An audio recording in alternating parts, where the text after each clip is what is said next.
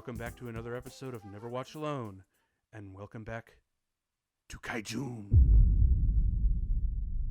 And now that we're back, we are here with arguably one of the better of them. I think we'll find out by the end of it. Because as always, joining me is my good buddy Sean Wheeler. How you doing, Sean? You ready to do this one? Yeah, and I think you're right on that. I have not revisited this since the theater, but I do remember very much enjoying it. But I think part of that may have to do with the fact, you don't necessarily have to have the best movie if you have talent like John C. Reilly and Samuel Jackson in it. Like, you're gonna have a good time. For real. And, of course, because I really cannot, like I said before on the last episode, I cannot keep him away from these movies. Mike Wasser, how you doing, Mike? You ready to do this one? He just showed up at your house randomly. Like, you didn't even know he was going to be here. It's like, how did you know I was recording today? I have a flat tire. I walked. How many miles will you walk? That's actually a really good rating system. I think I remember that on a Siskel and Ebert episode way back in the day. They're like, how many miles would you walk to see this movie? And there, it's like a really good rating system. Like, for something like The Dark Knight opening weekend, I will walk 50 miles through the snow uphill both ways. Whereas, if you want to go see something like, I don't know, like Movie Plane that came out this year, like I won't even go to that thing, even if it's right around the corner. So something I want to bring up, because, doing research to do this commentary here, man, I learned something that just filled my heart with joy. Absolute joy. And I could not think of a place to fit this in the movie, so I want to talk about it beforehand. What a madman. Freaking Jordan Vogt Roberts. Yeah. He did his own honest trailers for this movie. Yep. Oh, dude, yeah, yep. Okay, it's kind of impossible to talk about this movie without the honest trailer, because... Yeah. It was such like a big deal, and as a matter of fact, I will leave a link to that to the description. A, because that is like a significant thing that came up for this movie, but B, I am a huge Honest Trailers fan. Like, I love their stuff, and I'm also really happy that Jordan Vogt Roberts is like, fuck CinemaSins, because I agree. Fuck CinemaSins, fuck really. CinemaSins. Like, I'm sorry. Look. Okay, so with most of those movies, I enjoy Honest Trailers because it's funny, it's the right kind of humor. However, they do it fair justice. I enjoy watching CinemaSins if I've watched a movie that I feel is actually absolute trash. I will then love to go watch the CinemaSins after to watch them rip it apart. Okay, in all fairness, yes, but that's like almost exclusively for like the Transformers movies. That's right. Okay. That's right. On this channel, fuck Michael Bay. Fuck you and fuck Pearl Harbor. That is seriously still like one of my most hated movies. Fuck that movie and fuck you, Bay. But we're not here to talk about that movie. We are here to talk about Skull Island. So did you guys see this in the theater actually? I didn't. What? Why did I not see this in theaters? What? You did not? Okay, so I'm gonna put y'all in my mindset. All right. So you're a Godzilla fan. You've watched a ton of the Japanese movies, and you know what? You kind of admit that the American movie's a little bit fun, even if it's not Godzilla. Right. You go to see Godzilla 2014. You're like, oh my god, this is just boring and dull, and I just want it to be over, and I just want a good Godzilla movie. You didn't have fun. I had fun. So, that's my MonsterVerse experience, is, oh my god, this movie took itself way too seriously, is really boring with characters I didn't like. And so that is what I expected was the direction of the MonsterVerse from there on out. And who can blame me, right? Right. It was successful. Of course they'd want to replicate that success. Oh, sure. And then, so, Kong Skull Island was announced. I'm like, yeah, okay, whatever. It's another, in that universe, it's probably going to make Kong all boring and stuff, and he's not going to do anything fun or interesting. But wait, it's the 70s now. Okay. Yeah. And that didn't even wow me. And then, of course, I'm lying to myself the whole fucking time, because the movie comes out, and it's actually fucking fun. And, my gosh, bringing up the whole 70s thing, I love the balls on this director. The fact I know. that, like, he's awesome, actually. He walked in to a meeting with the studio was like, yeah, so Kong's kind of been done. I want to like set it in like Vietnam 70s. Like they're just like, go for it. He was like, wait, really? Yeah, Sweet. I know. You know what he should have been like also? He's like, hey, yeah, so can I have 500 million for my salary? They're like, done. Wait, what, serious? Like, I was ready to negotiate down to 25. Like, goddamn, all right.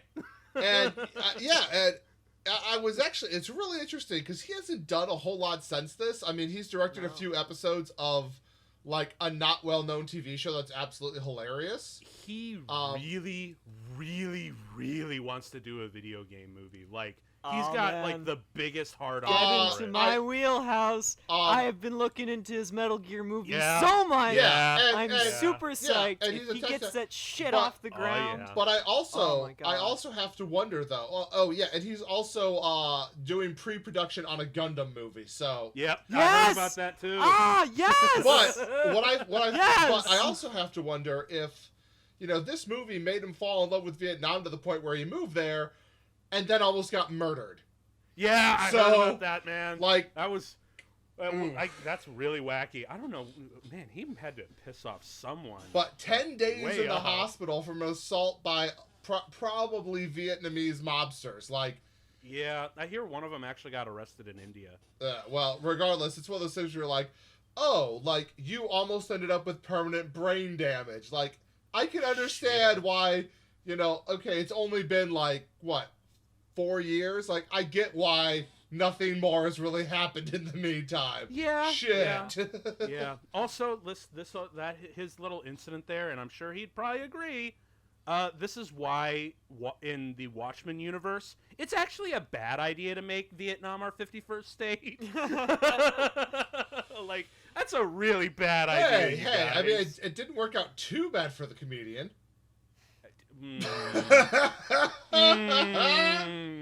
Yeah. Hey, man, facial scars are cool. But did you see this movie in the theater, Sean? Yeah, so I have a friend, and everybody needs a friend like this. Our main hangouts, you know, pre-COVID were, hey, let's go get food and go watch a movie. Like that, he works 6 days a week. His 1 day off, he's like, let's go watch a movie and get some food. And I'm like, cool. Fuck yeah. And his tastes are very much like, what is the popcorn movie right now? Like, what ridiculous. Right. And so it's just like, he is the person who it's like, even if I would ever be on the fence about a movie, I'd end up seeing it more often than not because he's like, we're going to see this. I'd be like, and I just love movies. So I'm like, all right, whatever. Yeah. So having a buddy like that around is wonderful because you get to see all this kind of stuff, good or bad. And what's great is, like, he'll watch it even if it's bad, but he'll tear it apart afterwards too. So it's like, that's what I appreciate. It's like, he knows he's going in for mindless explosions, but he wants there to be substance with those mindless explosions, damn it. I think they got it, right? Yeah. Like with this movie. Yeah, for sure. I actually don't think I saw this in theaters. I think I just missed it, but I did check it out like on streaming. And I also, the thing was, I was like, oh, I missed it in theaters. I wanted to go sit. So I sat down and watched it, loved it. And then I think it was shoved a little bit too hard in my face. Because that same summer, like right after it came out when I watched it, I went on a cruise. It was like a real opportunity. Like it was all expenses paid. I was essentially like a +1 for a friend. And he's like, you had a really bad year last year in 2016. I'm going to take you on a cruise. And I'm like, okay. But on the plane trip there, they had like it's an airplane, in-flight movies. Like they have no selections. But they did have Kong Skull Island, and I'm like, fuck, I just watched this like 2 days ago. Whatever, I'll watch it again. It's a 9-hour flight, so I've got to kill some time. Also, when you're 6'3", riding coach is not fun. Where were you flying to? I was flying from Toledo all the way to Seattle, because we were taking a cruise from Seattle into Alaska. That should be 6 hours? It was late at night. It was a smaller plane. I don't know. point is, it was long. It's like I've flown to San Diego from Detroit many times, and I'm like, that's like 6 hours. I'm like, what are you talking about? Seattle's 9. Like, apparently you got a better flight than I did. But either way, I watched Kong Skull Island on there, and had another really fun blast. I mean, it was a nice way to get away from the really cramped positions. Also, I should tell you, just so, Yeah. have you traveled internationally yet? No. Okay. I've Different planes. Like, that was my revelation going across the Atlantic. Oh, no. Completely different planes. You're not uncomfortable. It's fine. So you know, like, it's not going to be if hell. I ever get out of this country, I'm not gonna come back. Well, for real. it's just like, so you know, like, when you're flying, like, over to Europe, like, when you're going to fly across an ocean, they don't give you crap planes. They give you, like, good seats. Well, in that case, I guess I'll just have to move. Just so I can give myself an excuse. But anyway, what I was trying to get at is, like, when so I had just watched it 2 days prior, so I'm like, whatever, I'll watch it on the plane again. And then I get to the cruise, and they actually had movie nights on these giant projectors in front of the pool. Guess what they were playing, Sean?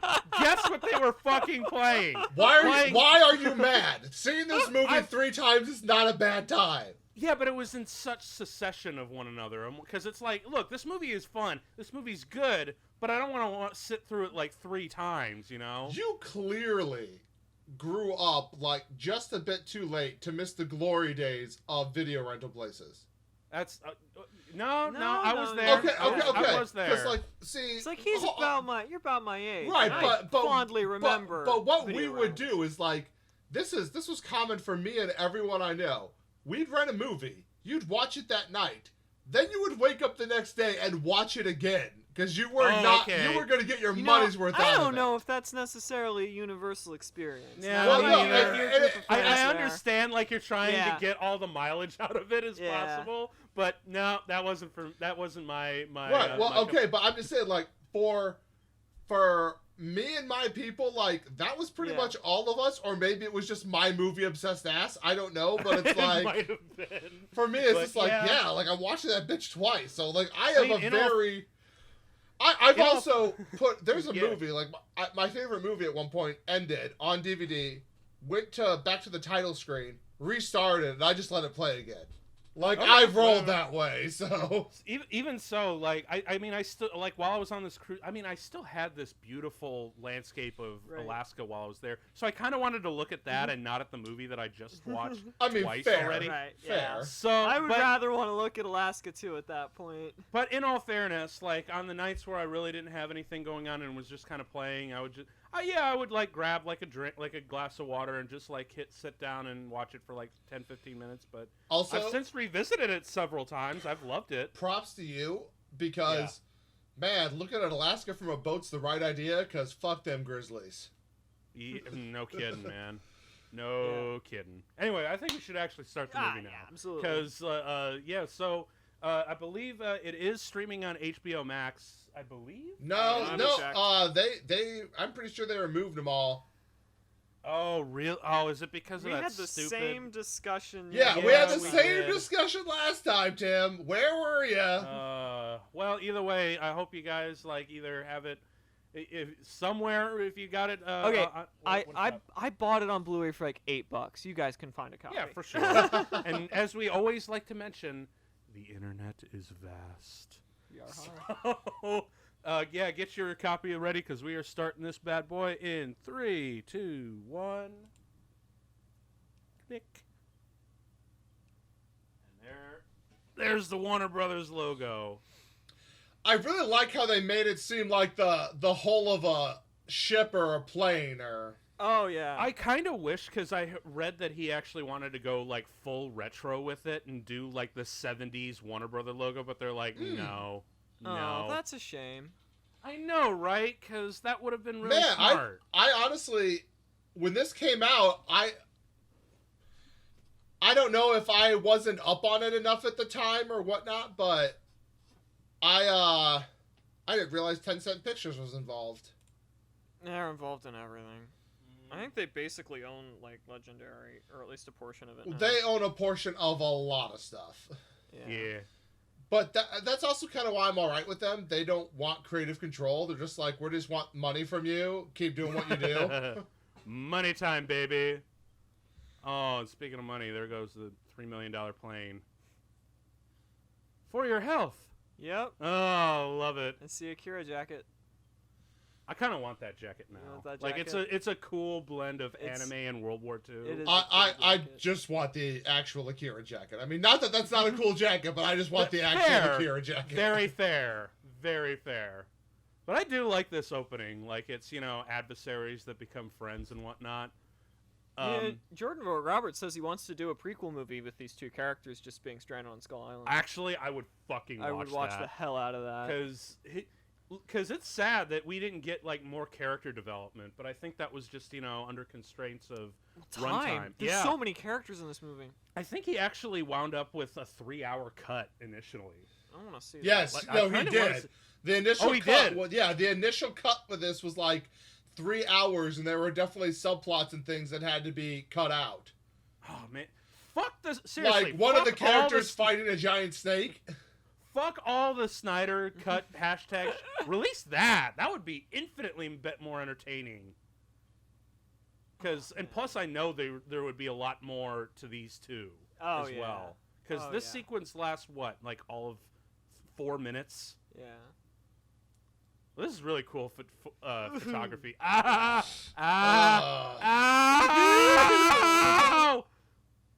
I also love, he's really adamant to show the ring, Yeah. on his finger. Yep. Oh, no, this was John Wick. This Yeah. sequence would be over because he would just start hammering it in. And we get our first glimpse of Kong, man. Okay. Like, up front, Comparing too. to the 2014 Godzilla movie, this is like what, less than 10 minutes into the movie? Yeah, Right? we are. Oh god.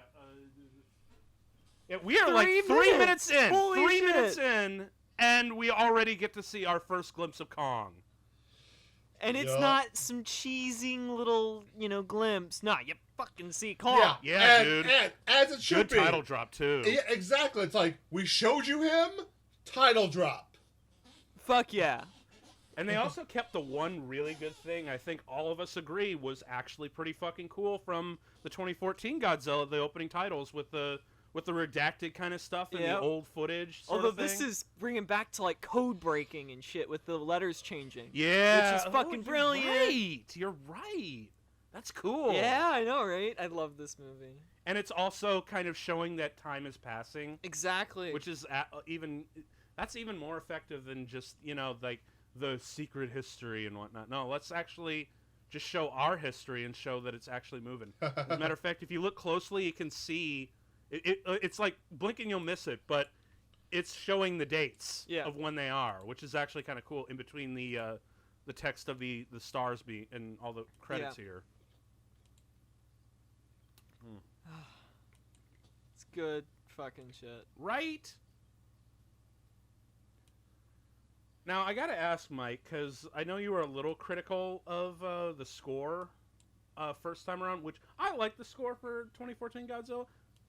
This one, I don't know. Well, my problem with the 2014 Godzilla score is that it did not really use the famous Godzilla theme that has been a part of every other Godzilla movie ever. Well, having So- said that, though, how's this one for you? I mean, it's solid. I mean, It does its job. It doesn't it's have serviceable. It doesn't have the same problem because there's no Kong theme. And, No. and You know. to be fair, This is a cool transition. Yeah. look, there's memorable ones, and then there's ones that are serviceable because you don't really notice them when they do the job, and then there's bad ones. This is not Yeah. bad, so I'm okay. Yeah.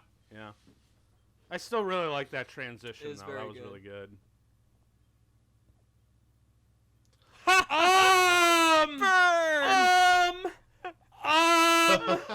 I love it. I love it. Things that did not age well. Well, in all fairness, I think he knew exactly what he was saying. Oh, yeah, no, because this was totally. 2017 when it Yeah. came out. So this is like actually well into that administration. Yeah. Man, look at all the set design here. I How they get know, all right? the little details right, even the old televisions. And no one in the modern times would decorate walls that color of red. No, that is, you have to be on some kind of drugs from the 70s in order to make that choice. It's just like so groovy, man. Even in Washington, we're gonna try to be a little hip. Also, even like how her sweater looks like the stars on the United States flag.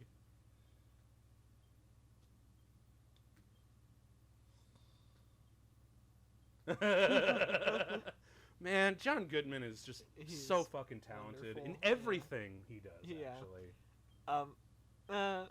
I'll mention it. He was in a crappy parody point-and-click adventure game called Pissed that was a missed parody, and he wasn't good in that. Well, I'm talking movies.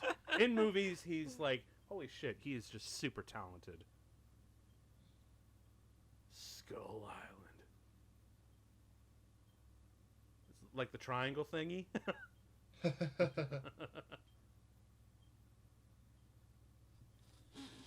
Okay, first off, it's an octagon, and second, this is a polythyrene polymetal that protects me.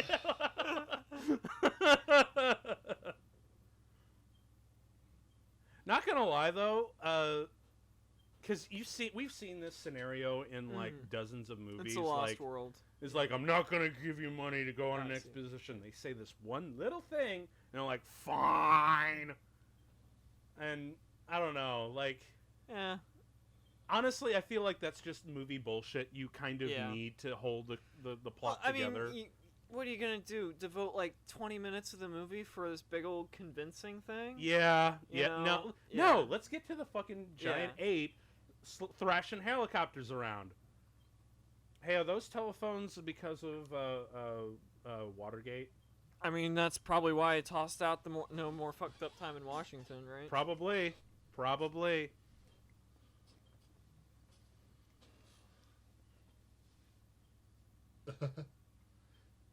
I've got one more reason. And he's like, and watch him, he's gonna be like, all right. No, actually, in all fairness, I do like the reasoning here. I just remember what it was. Yeah. It's been a while since I've seen this. But I just realized it's like, it's like, if you don't get to this now, the Reds will. Yeah. Yep, and you know what? Perfect argument for the time. Perfect argument for the time. Perfect, actually. Of course, he's still doing the thing like, you're on a short leash. You're doing you got to do the thing. And as always, God bless John Goodman. Oh, dude, for real.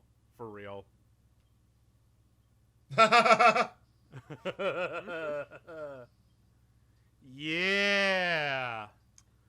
You know, I think another reason why Jordan wanted to do this in Vietnam is, let's be honest, the Vietnam War has the greatest soundtrack of all time. Yeah. Like, that's what he's really like, oh, I'm going to have fun with my needle drop.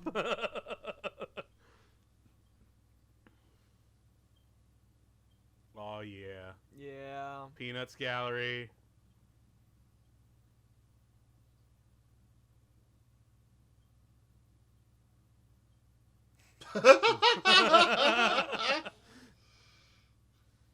Already, these people, which we will never see again for the rest of the movie, have way more charisma than anyone but Bryan Cranston. You'll see it like at least two or three of them. Right. But you're right. Way more charisma than anyone in 2014 movie. Yeah, that's fair. Except for maybe Bryan Cranston, because he's Bryan Cranston. He should have been the thing. He should have been the main character. And we got Samuel L. Jackson, motherfucker! Semper Fi! Or is he in the army? I can't tell. I don't know. He might be a U.S. Army, actually. Oh yeah, and we also have our Kong actor in the scene here too, because didn't he? I believe he did also the he did the mocap. Yeah. Which, not gonna lie, I'm sorry, but he's better as Kong here. I'm sorry, like.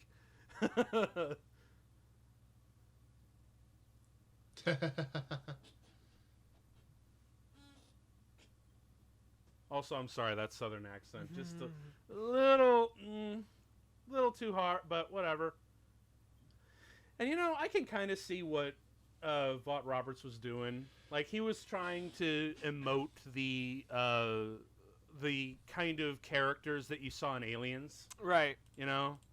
But I think there was just a little too many. And you know what? This probably would have worked if it was a 3-hour movie and there were just like a little extra time for to get the little details and the acting right. So, because I get it. Like, time is money. You want to just boom, Right. boom, boom, boom. And if you have that, like, extra, 2 or 3 weeks to really, bash out the performances and whatnot, and to get all the little other beats and all the little things to work together, but yeah, I think, you know what? This would have been a really cool 3-hour movie. Yeah, absolutely.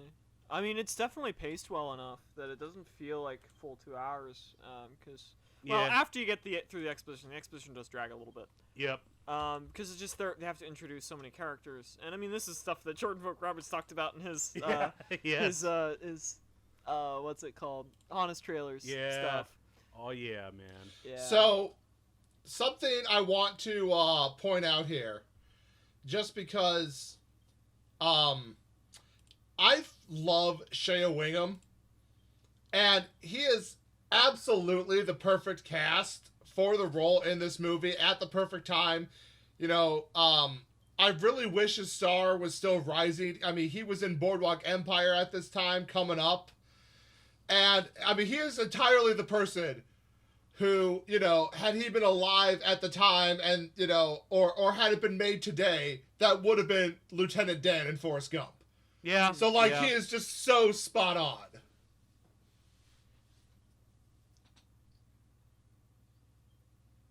Oh, shit. Man, Tom Hiddleston's so hot in this movie. He is. Look, even in, like, the middle of the jungle, the dude practically never sweats.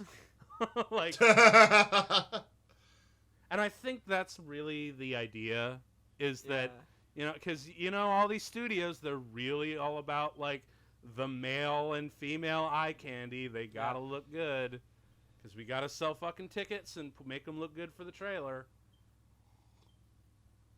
And, I'm also enjoying the lighting that he's using here, because I've noticed a lot, like, especially after, in the 2010s with, like, Drive, like, we have these neo-noir films, that very much are, like, the modern noir, but instead of, like, the black and white high-contrast shadows of the 1940s and 50s, now we have high contrast, but with excessive color neon lights. How did it take us 60 years to get there? I don't know. It's fucking stupid. That's weird. It is kind of fucking stupid. Well, I think it's because the noir fell out of fashion. Yeah, and it became fashionable again, and especially when you have that new visual spice. Right. And 100% noir should never have fallen out of fashion. I know, right? So good. But I think it's, the added... But I like the added noir... Because, if this was, actually taking place in, like, what was it supposed to be, like, originally, like, World War I? Yeah. That totally would have worked as, like, a high-contrast black and white thing. But instead, we get this cool neon look. Yeah. And we got Brie Larson here, I believe, as you mentioned, Sean, back when she was actually kind of cool. Before she just wouldn't stop putting her foot in her mouth. Mm-hmm. But she's still good here. I really like her character in this good. movie. And I also like that they bring, like, a war photographer in there, too, just to add that little visual spice. But however, just to be said, that unit she goes with is actually, like, wasn't even acknowledged to be in existence at this time. So, like, there never would have been a photographer put with them. Ever. Probably not, but... But remember, giant monster movie. All right, Also, it's you fun, can make but the excuse that they needed someone to document so that they could have photos of whatever they yeah, find there. yeah. look, Yeah. it works Art perfectly uses- well for the movie, and I'm fine with Right. that. I'm just saying the combination of media and the unit they decided to go with. Yeah. Anachronism for the sake of storytelling. It's okay. But what was it? Oh, what was it? What was I gonna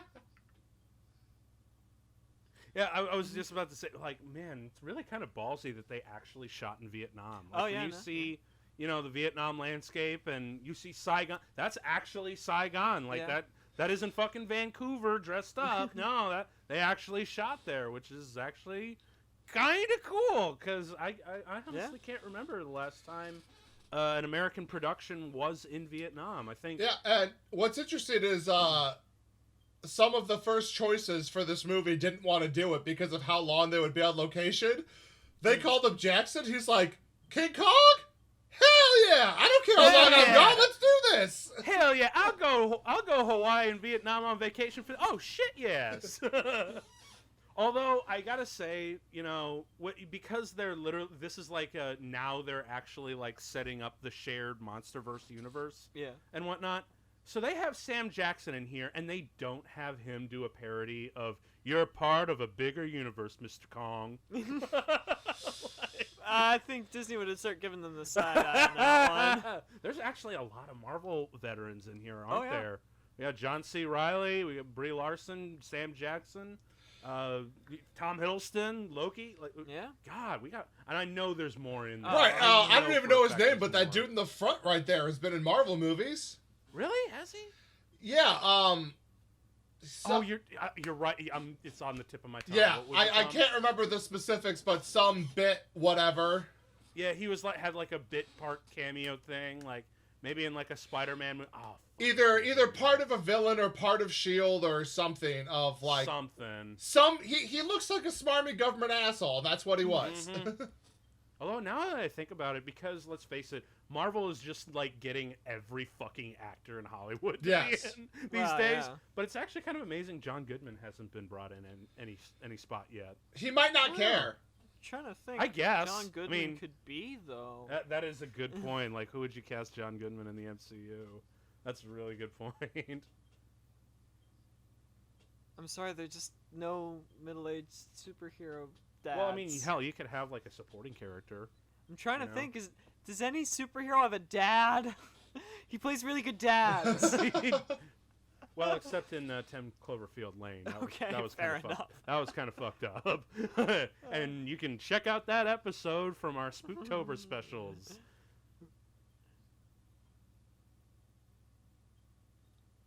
Yeah, I don't Get to the chopper! I don't believe that, Axe. No.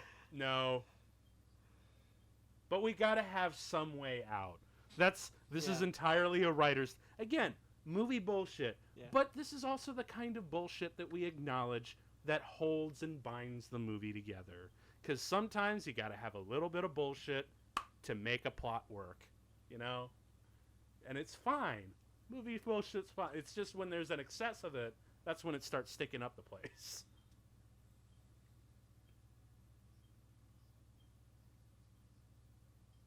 We got their rocks. We got to move big rocks. That's why.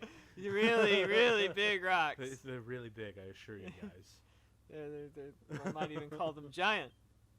Also, can we just like appreciate the fact that, you know, because there's quite a few scenes between Tom Hiddleston and Brie Larson in this movie. Thank God they don't like have like a sort of romance. Yeah. Because really what I get off of this vibe is two like friendly co-workers trying to pass the time. Yeah. You know? And that's what they are. And thank you God for not doing that route, because it's so that actually would have been like, okay, everything about this movie's great except for that stupid romantic love plot. Oh yeah, we're getting literal needle drops here, right? Yeah. Yeah. I remember this sequence is so was much fun. I remember this whole thing was in the trailer too. Yeah. I got an image of Brie Larson there, and that's good. But what was it gonna? But yeah, I also like how it's setting up, like, you know, the arrogance of the U.S. Army that we get in all of these stories, even in fucking Aliens. Like, oh, it's just gonna be another bug hunt. Well, in their case, it's like apparently gonna be like a geological ant hunt. Yeah. But I like this though. And plus, you know, it's a fun way to get to know the characters, too. Because, as you said, not many charismatic characters in the last one. No, we had Ken Watanabe for one cool line, and just a glimpse of Heisenberg for the first 40 minutes. Yeah. Before we even got a glimpse of our title character. I know, right? Oh, God. So stupid. Hey, look, I still enjoy that movie on, a serviceable level. This, I will say, is... I don't know if I want to say it's better, but it is vastly more entertaining. I will say that.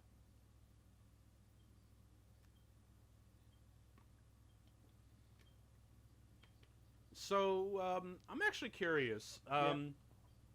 They said the island is been shielded by this eternal storm thing. Yeah. Which makes sense. Like that, Mm-hmm. I'll buy that and whatnot. It's just that, does that ever come up anywhere else in the MonsterVerse? I think they have a couple throwaway lines in GVK about why the storm isn't there anymore, but That's... Oh, you know what actually would have been an amazing commentary? Global warming killed that storm. yeah, that would have been That pretty would have been good. actually kind of cool. Like, it's the effects of global warming. That would have Yeah. been actually kind of funny, because that would make sense that it's been going for a long, long time until we started fucking up the atmosphere. Right, and that would fit in well with the themes of the MonsterVerse. Yeah, dude. That they really kicked into high gear after this one, Yes, they did, for real. which is part of what makes King of the Monsters so damn good. But we'll get to that. Yes, we'll get we to will. that. God, I'm just gonna be nonstop. Oh, yeah. Hell yeah. Sport them aviators. God, walking in a line 'cause it's badass. There are a lot of legitimately cool, like, cliches, and walking Yeah. all in together in a group at camera is one of them. I love the writing here, the banter. It plays so well. Oh, yeah, the banter's great here. And this is why Jordan Roberts needs to do a Metal Gear movie. He needs to do a video game movie just to give them, like, oh, hey, we can actually make these good. Can we just leave it at he needs to make more movies? Yes! Yeah. As a matter of fact, you know what would be really great? Like, maybe by the time he gets to, like, Phase 5 of Marvel... Can you imagine him with a Marvel movie? Oh, I would worry that Marvel would just handicap him. We'll see. I don't know, man. Like, if he's able to work with a studio for this movie, maybe. Well, I mean, Maybe. you did mention how they gave him quite a bit of freedom. Yeah, so, like... But I don't think Marvel's going to give any Yeah, director that much freedom. The mouse is kind of addictive. Hey, there it is! There it is! Yeah, the Nixon. The Nixon love the little- bobblehead. No, Nixon the bobblehead. hold on to your butts line. Oh, The yeah, Jurassic yeah. Park callback. Yeah. Yeah, man, there's a lot God, of little such details good in shit this. in this movie. All the fucking helicopters. All of them. Oh, the helicopters! More motherfucking helicopters. We got a big ass monkey to smash them up. We got to give them all the helicopters. Send All them the all. What is the helicopters. boat fucking made of? Fucking helicopters. Yeah. Oh my god. And this you know what? Honestly, I can only imagine what it must have been like being in his shoes and directing this sequence, because the dude was like 30 something when he did Right, this. yeah. Dude, can you imagine like getting all these assets to do these slow-mo telescoping, these telephoto shots of these helicopters? Like, holy shit, I would be in heaven if I got to make images like this. And I swear to God, it seems like the only way for a filmmaker his age to get a movie. Yeah, so good. So good. Oh, yeah. But it seems like the only way for a filmmaker at his age is to attach himself to a big tentpole movie like this anymore. Because millennials can't have nice things, can they? We can't. Oh, shit. This sequence is cool. The red lightning. Yeah. Hell yeah. Fucking badass. And I love how through this entire intense sequence, which is way better in theaters, I gotta say, but I love how calm and his delivery of the Legend of Icarus. Yeah. Yeah. Oh. Fucking He's so chill. calm. I love it.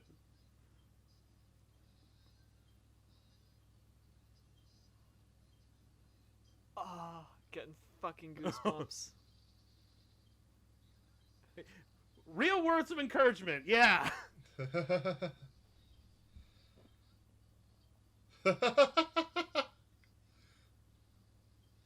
Hell yeah. Yeah. Yeah. Pennsylvania Steel. Oh, the Nixon bobblehead is such a good little Yeah. Little salt and pepper shake of that Yeah. shit, man. Ah, Love so it. fucking And good. now they all emerge like, What I'm a gonna great say- sequence. Just what a solid sequence. right? And you know what? I'm gonna say it right here. The helicopter photography right here. Oh yeah. It's better than Black Hawk Down. How do you think it rates on compared to Apocalypse Now? Well, Apocalypse Now is like one of my I all-time know. favorites. That's why I brought it up. And that's just like a real movie.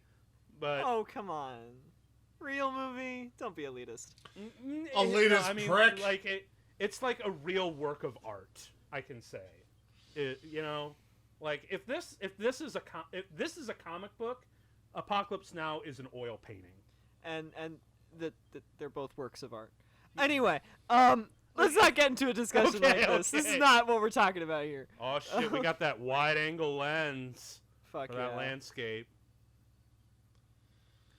I can't tell you how fucking badly I want to ride in a Huey helicopter with the doors open, and then immediately press play on like a tape deck blasting some old Vietnam music, preferably Creedence. Yeah. You know, but whatever would happen with that. you, it would end up being something like Tropic Thunder.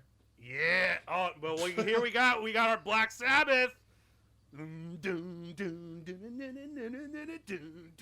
Yeah. Weapons hot, bitches. Oh, and I love don't the know sound if of that. this was What's that? out at the time. I think it was. I think what was this? This was oh god, the album. I see the album name, but I'm forgetting. But I think it was like 71. Oh, yeah, it came out in 70. All right. All right, okay, so we're good. I have But, like 3 copies of this album on vinyl. Yeah, Big fan. But I love the sound of the helicopters that he puts in there. Good shit. Boom, boom, boom. Oh, it's good. I love that sound. Oh shit. Big Duke 6, this is Papa Dragon. We are going hot. I love the smell of napalm in the morning. Smells like victory. That's a cool so shot. The good. way that it's actually kind of motion tracking. Good shit, man. Just a reminder, they're just killing a bunch of innocent animals. You know. Yeah. Oh, and this is our first mention of the Hollow Earth, Yep. isn't it? No, this movie That was the first time. shot That's right so here, good. man. That encapsulates a lot of Fuck Vietnam yeah. feel. And I love how they cut it off. Yup.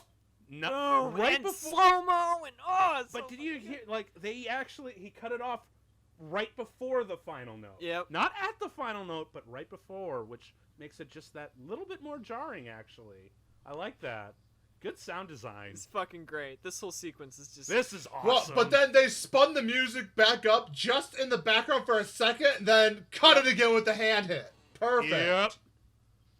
Woo, that's intense. Just fuck yeah. God, I wonder if he actually filmed that like on a helicopter rig with a Maybe. green screen, Maybe. because that would have been cool.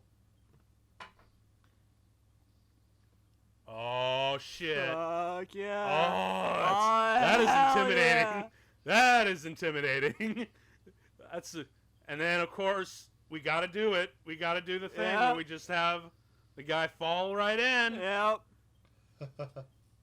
Love that cut. Great cut. Ah, Oh. man, this movie is a lot better than I actually remember. So remind me. Oh, this shot. This shot. This was the shot that was in all the trailers. This is Oh, yeah. This is what they based the whole fucking poster on, man. Oh fuck yeah. And I love this. You know, and the only criticism I have is we saw Kong's face fully. He should have held back just for I this. don't know. Nah, I'm I like- alright. I like- I'm alright. I'm alright. I guess if he showed like the guy getting eaten after this little bit here, Just hot fucking damn. but it is cool. Because the reveal It here cool. is the size. Yeah, the not size, the face. the size and the presence Right. Before we've seen bits of him. Now we see all of him. Yeah. In scale with everything. Yeah. And so that's the Arthur reveal. meme.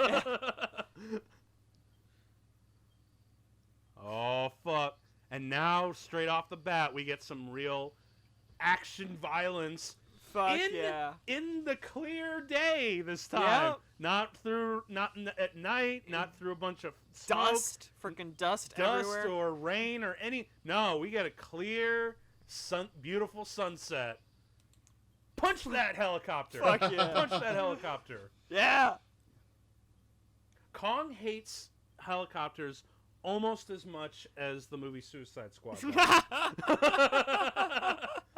Hey, yeah, we got a little bit of gore with his hand here, you know? Not a whole lot, but... Yeah, one day I feel like, you know, we'll be getting to the point where we could have a little bit more gory effects for these things. Yeah. Because also, in all fairness, to render that motherfucker Yeah. must have been a bitch. Yeah. Especially because it's not just like, you know, you're taking a Oh! gorilla and scaling it. Oh! Damn! Yeah, this is the movie that defines the aesthetic of the MonsterVerse for me. Right? Every MonsterVerse movie after this was trying to be this, and it works very well. Dope! Dope! Going down! Oh, he dead. He's not dead. He's Samuel L. Jackson. He's Samuel L. motherfucking Fucking Jackson. Oh, damn. In fact, I'm still not convinced that he died in that Star Wars Episode 3. Well, we'll see, man. I mean, maybe he'll come back. Oh, hell no! Hell no! No! Oh, god damn! Damn! Oh, man. There's an R-rated cut of this movie somewhere. There has... Dude, There's an I'm actually R-rated kind of cut of surprised it didn't get an R-rated Right? cut. All right. Because there's some really... like, when the dude gets, like, impaled through the mouth Yeah. as, like, a tribute to Hannibal... what was it? Cannibal Holocaust? Yeah. Like... God, because like when you see that kind of stuff, you're like, how didn't this get an Right? R-rated? I guess someone really had to suck off the MPAA for that one. Because I guarantee you, if this was an indie film, Oh, it would have been an R. yeah, it totally would have been an R-rated Oh, movie, yeah. man. But it's like, no, we're a big studio. We need money. Give us the PG-13 Yep. so we can get the kids in the seats. Because this is for kids. This is for kids. Yeah. It's a Why you- Vietnam War why you- allegory for kids. Why are you crying? Why are you crying? Why are you crying, little Johnny? He's gonna be fine. Oh, damn. Man, I really feel like he actually practically crashed a couple of helicopters for some of these shots. Not all of them. Yeah. Like obviously, you know, that shit. As cool as that is, though, he's Fuck using his yeah. fucking baseball bat. And this is Oh, how... this is so cool. This slow-mo bit. Alright, someone needs to sit Zack Snyder down and say, look, this movie, this is how you use slow-mo. Thank Right? you. Thank Right? you. And Jesus. I love this moment here where it's like he's just like, I'm analyzing my enemy. Yeah. He's sizing him up hardcore, man. Yeah. Oh, so fucking good. Oh, Samuel L. Jackson going to war with this motherfucker. Fuck, yes. See, You this don't is even why flinch. this is the most well-made MonsterVerse movie.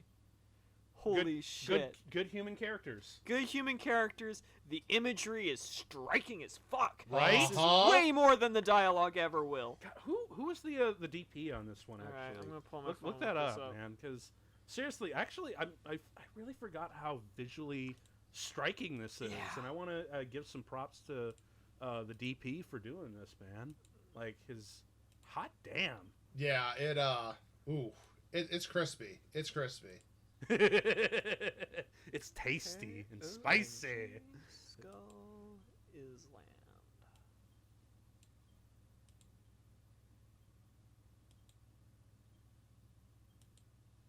You caught all that from one flight in? I mean, he is supposed to be badass, so. Good. And you know, also, I know he was restraining himself, which I appreciate, But there is that unspoken joke. Now that is interesting. What's up? What's up? I looked up the cinematographer. It is Larry Fong. Yep. Is that a name you guys are familiar with? I feel like I am. Yeah, who has actually worked with 300 Snyder a Watchmen lot. and Batman v Superman. Oh, that makes sense now.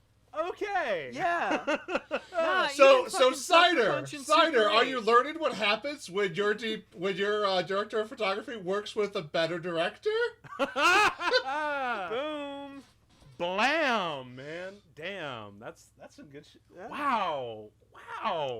You'll note though that the last time they worked together was Batman v Superman: Dawn of Justice. Oh, he didn't And do Justice League with him? He didn't do Justice League. Okay. And you know what? That makes sense because if you watch the Snyder Cut, it's way more unrestrained.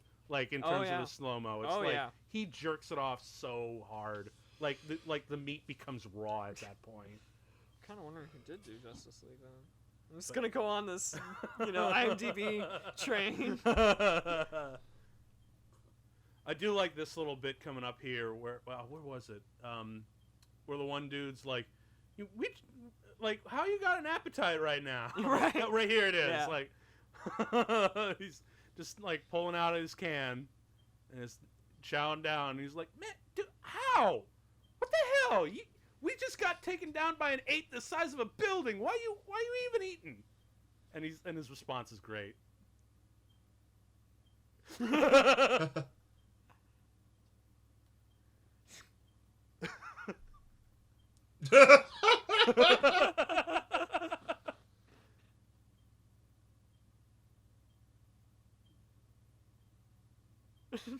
I mean, he's not wrong. He's not wrong, no. It's just like, hot damn.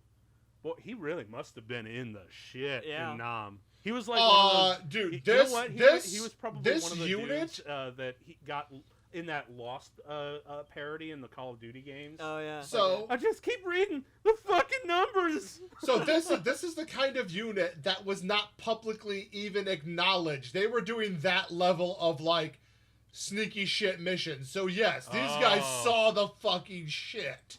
Yeah, that I believe actually. Especially how fucking nonchalant and pissed off Sam Jackson is. Now here we got our ode to the USS Indianapolis from Jaws. And I actually do like how he pulls out his gun and he's like, "Start talking, fool, or I'm gonna pop a cap in your ass." And he also exists with Billy Crystal on the weekends.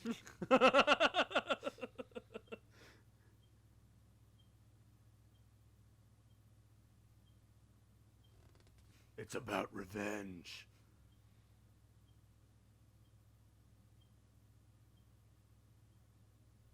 You know, it just dawned on me that these two characters are all about revenge against Kong. Mm-hmm. I just realized something that maybe Vought Roberts thought of, but he just was right in the middle of filming. He's like, I can't do that. We're locked in and we got to do this stuff. Why not combine these two characters into one character? Yeah. You know, because Sam Jackson, they're both they're both military. They're both got a vendetta against Kong, and they both have that Ahab complex. Mm-hmm. You know, I kind of wish that because if you wanted to condense your characters down to a little fewer to get your point across, this would have been an effective way to do it. Yeah. But I imagine when you're making movies, you realize this too late, and you're like, we got our principal actors locked, we got our location locked, scripts locked. We gotta go with it. We can't and also change this shit up. Significant rewrites because they each serve mechanical narrative purposes. Yeah. He leads the military unit. He sets the story in motion. You can't really have both those things be, because you need the person who starts the story to be from Monarch, and you need the military person to be actively. I think he still could do it because, you could have the geologist here, and he's like, I will figure out a way to get you in because I believe you. Like he's a military guy, but who doesn't understand the science. Yeah. And he's like, I believe you. I'm going to. I know that there's this thing, this mission going near that area, you can piggyback, and I Yeah. will get you the resources to piggyback off of it. So that way we don't even have to do with that whole Washington bureaucrat crap. Right, yeah. Yep. You know, even though it was a good. So good. Oh yeah, this Yeah. here So good. little ode to Princess Mononoke. Uh-huh. I really love the art and design. Oh, Did you yeah. actually take a look at the book? I'd love to, but I haven't. Because apparently there's like a lot more creatures that they wanted to feature in this. Oh, They just yeah. didn't have the time. But this is still really cool. And I also really love the fact that his design sensibilities, because he's taking things from everything from anime to actual biology to classic movie monsters, and even fucking Pokemon. Right, yeah. Yeah. I think Honest Trailers mentioned this. Brie Larson her character arc in this whole movie is essentially playing Pokemon Snap. You're right. Yeah, it's totally a It's thing. just Pokemon snapping. Pokemon Snap while the real Vietnam stuff goes on.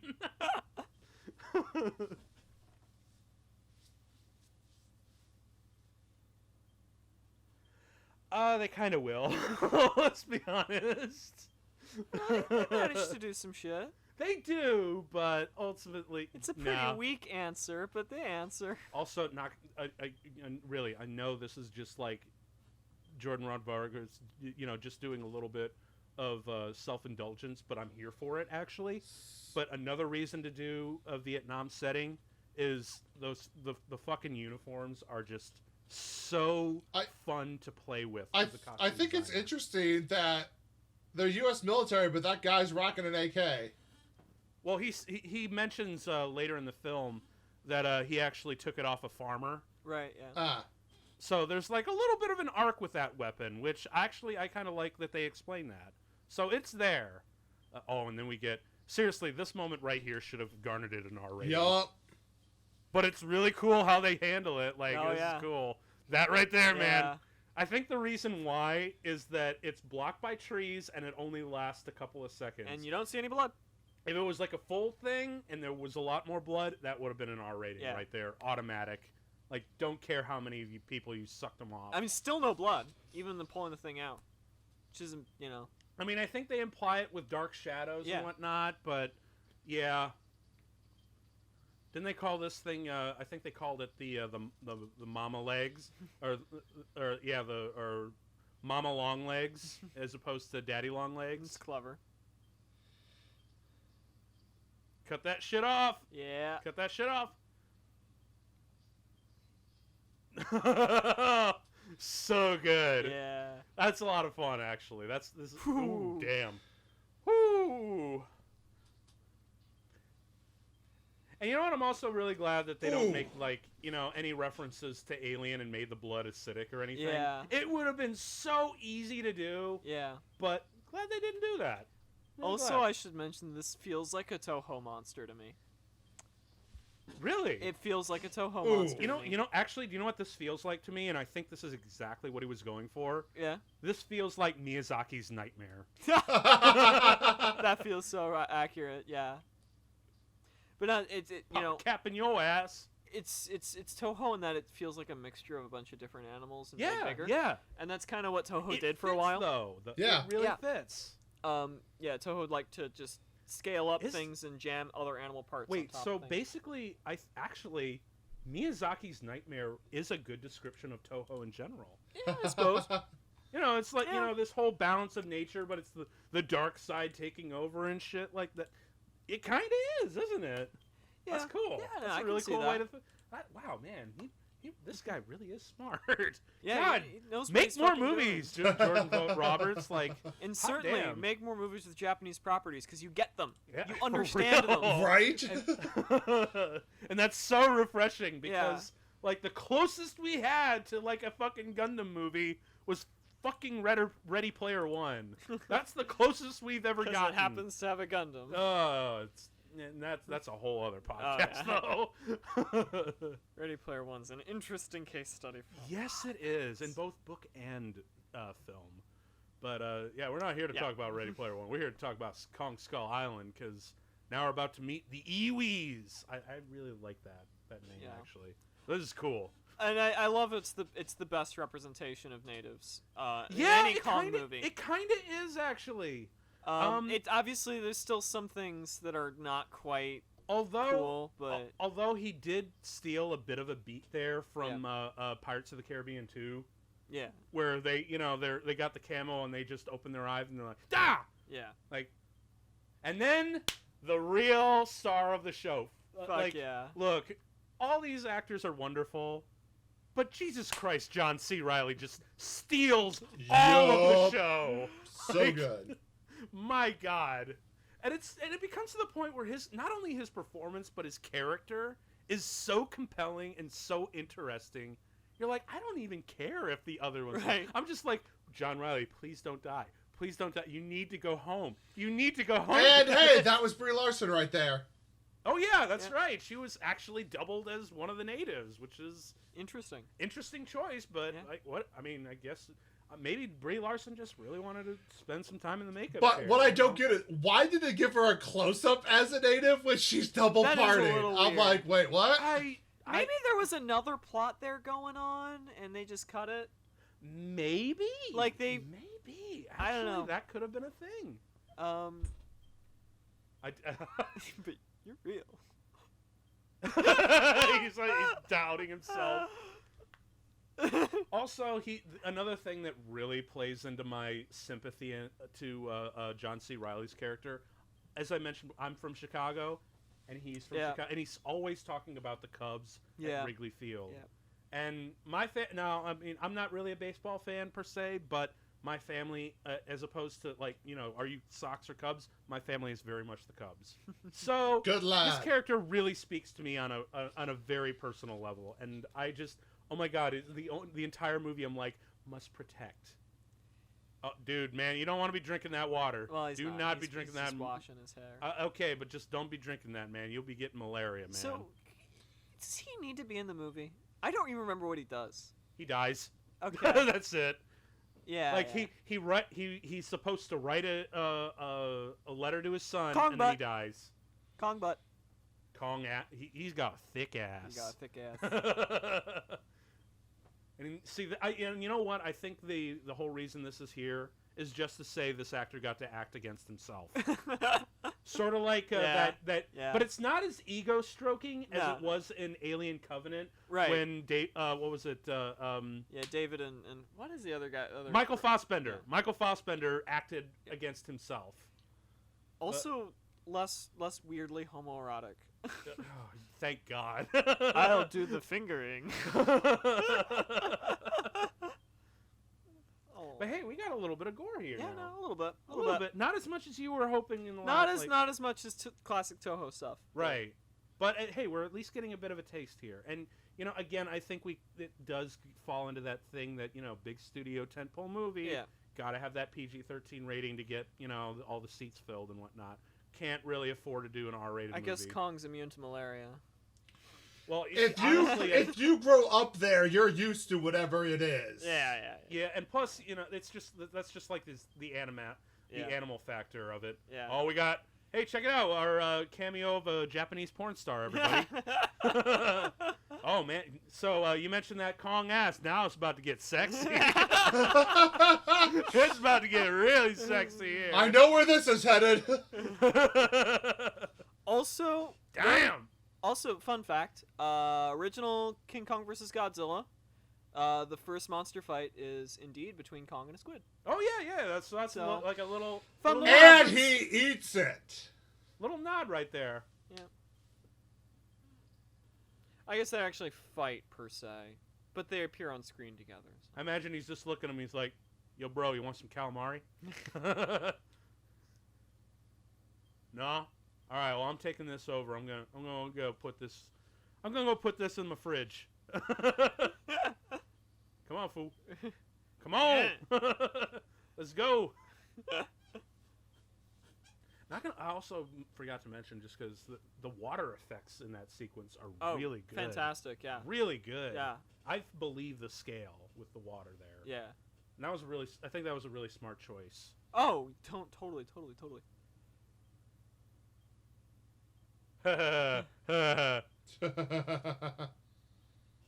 please. That thing is made of toothpicks.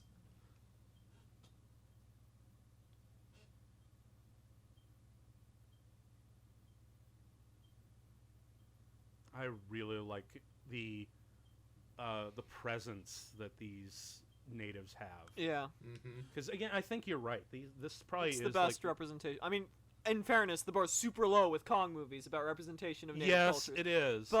But this one is just like it's serviceable and inoffensive. Yeah. And that works in a movie because they're not the stars. It's fine. Right. It's good to have them in the background and have that kind of reference. Even though it is really fucking sad that by the time right. Godzilla v Kong, they're just gone. Which I'm like, come on, you could have built off of that a little bit. Yeah. Oh well, what are you gonna do? That was like one of the main disappointing things. Call back to the original. Oh yeah, Kong the Wanderer. Book. Yep. Yeah, can you guys might actually Mike or one of you two, you guys should actually really explain how fucked up and weird the rights to King Kong it's are. Confusing as fuck. Oh gosh. But from what I understand, the name King Kong is owned by Universal. Pretty much everything else is public domain, but I think the movie isn't. So you can make a Kong movie with the same story of Kong as long as you don't call it King Kong. But even then, Universal might still be on your ass about that. Yeah, depending on how money grubby they are. Right, but see, the book that King Kong was based on has entered the public domain, so anyone can adapt it, but you have to make sure it's not too much like meh. like the King Kong movie from that Universal owns. It's all over the place. And that's why this is Kong Skull Island and not King Kong. Yep. They say he's king around here, but they never actually say King Kong. And because it's a big tentpole movie, they can get away with that. Right. But I do like this sequence here where they have to match up the logs, which it doesn't really make sense. It doesn't make sense. Cool. You're right. It doesn't make sense, but it is cool to look at. It's visually interesting, and that works for a movie. But I also love that his parents are dead. He's just growing and whatnot. Yep. So I think even the Honest trailers was so basically he's Kong Batman. Yeah. That's basically what he is. And that's why I was like, when people started, saying, well, how are they going to have Godzilla fight Kong when Kong's so much smaller? It's like, were you paying attention to the movie? Yeah, he's much bigger in this one, and he's still growing. Right. And I mean, again, they knew what they were doing. They knew what they wanted to set up, and that's just so... And it works. It works Kong so parkour! well. Kong parkour! Kongcore! Yes, it's Kongcore, man! Hell yeah! That sounds like a fashion. Yes, it's basically just wearing a fursuit, nothing else. This house was done in Concord. Actually, can someone find a YouTube video of a dude doing parkour in a gorilla suit? In a gorilla suit. I don't think you could pay anyone to do something that active in a suit covered in fur. It's the internet. You know that exists somewhere. As a matter of fact, look, it might be in the description. It might not be in the description. But if I find a dude in a gorilla suit doing parkour, I'm going to link it in the description below. So... You're welcome, internet.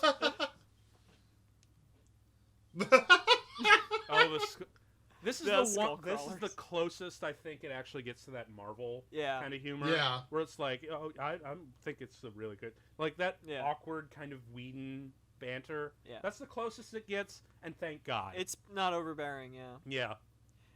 And then, it brings you right back down with the Mononoke beast being killed by the skull crawler, and you just right back in that tone that this movie does. This movie's amazing at maintaining a tone.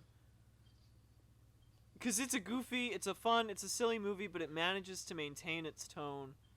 And satisfy, guys who want to see fucking Kong kick the crap out of some giant monsters. Fuck yeah.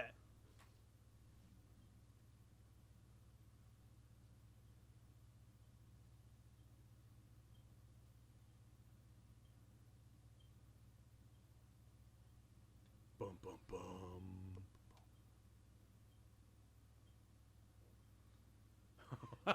John C. Reilly's little bit here. I love this little interaction. He's like, you think there's a way off this motherfucking island? I've been here for 40 years. You're not getting out. I like that.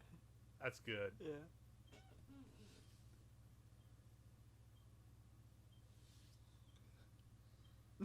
Unless... Oh, this is so cool. This is a really cool sequence. There's a lot of cool stuff in this, but yeah, this whole bit where they're going through the bog, like I'm 90% sure that's an actual bog. Yeah, no, they're actually wading through an actual fucking bog. That's got to be I'm sure. Bitch and a half, especially for down there for the swamp ass later. Yeah. Oh man, those actors, especially with the bugs, man, because that's the worst part of being in the jungle is the bugs. Yeah. Whoops. I love that. You think it's leaves? Nope. It's not. Fucking birds. Motherfucking birds.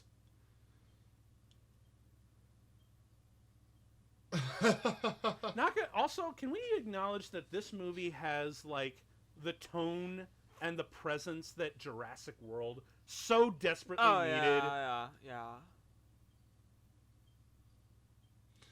And actually filmed not too far apart. Oh yeah, that's right. Yeah, Then this one's still a lot better. Oh, way better. I mean, yeah, it was entertaining, but it was the one where like, well, I've seen it once, but I'm probably not gonna go see it again. Mm-hmm. This one, I enjoy a lot, and I probably will see this quite a few more times in the future. Yeah. Like not a whole lot, but a good chunk, you know.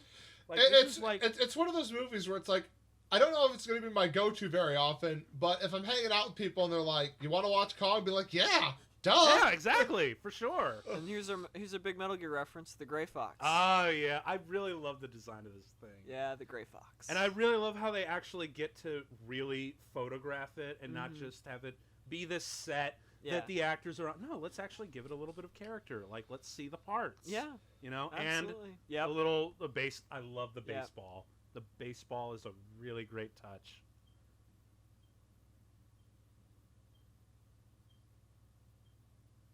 And you know what? I'm actually kind of surprised. They build this thing up quite a bit. Yeah. It does not get destroyed. No, it doesn't. Which It's is great. actually kind of... You would think, like, they're building this thing up as a character.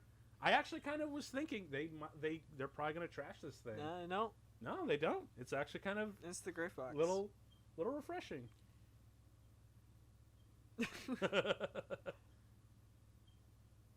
And yes, now I need the buddy movie of them trying to survive on this island building the Gray Fox. I really do need that because it's all in John C. Reilly, especially in his eyes. Yeah. Where all that history is. Oh, and I love this little bit here, especially as a photographer. Yeah. And as someone who's worked with real film. Yeah. Like this is some cool shit right here. I like this sequence a lot. Yeah. And once again, he's really taking advantage of that really good sound that the Vietnam has. All the peace signs. Yeah. It's when any photographer of the time would just be like, yes. Yeah, right? Although she can't print this in a newspaper. No, all this is going to be declassified. Yeah. Oh, don't be going out there. It's a spoop. Don't be. Really? The movie's doing a spoop. Do you see the spikes? Do you see the spikes? Do you see the giant fucking wall? Don't go outside the motherfucking wall. That's like horror movie number 1. That's movie number 1. There's a wall. Don't go past it. Right? You absolutely have to. And also, what is she expecting to do? That's a fucking helicopter. Yeah, what are you gonna do? You know what? I think she's just waiting for a magic glowy meteor to hit her to give her superpowers so she can fly and do all this shit. Like, seriously, what are you expecting to do? That's a fucking helicopter. Again, waiting for the superpowers. I think that's... You don't have the superpowers yet, hon. I'm sorry. You can't help this Miyazaki knockoff here, all right? Also, you really gotta love how Kong, despite the fact that he's like 100 feet tall, can really sneak up on a person easily. Yeah. Oh, yeah. I guess he really is Batman. He's a fucking ninja. God damn, that's concept art, man. Right. So much of this movie's visuals are just concept art that they've rendered. You know, as a matter of fact, Perfectly. I'm actually kind of amazed that because you know how like movies or television like Mandalorian or How to Train Your Dragon, the end credit sequence is the concept art. Yeah. I'm actually kind of surprised they didn't do that here. Well, but the end credit sequence we got is so much better than that. that is fair. That is true. But I guess like during like instead of like just cutting to black and rolling the credits and whatnot, they could have had the concept art in the I background. suppose, yeah. Or hell, have like cave paintings. But and no, shit if like I that. recall correctly, they didn't cut to credit. We'll get there. Yeah, we'll We'll get there. talk about it then. Oh, I love the giant handprint.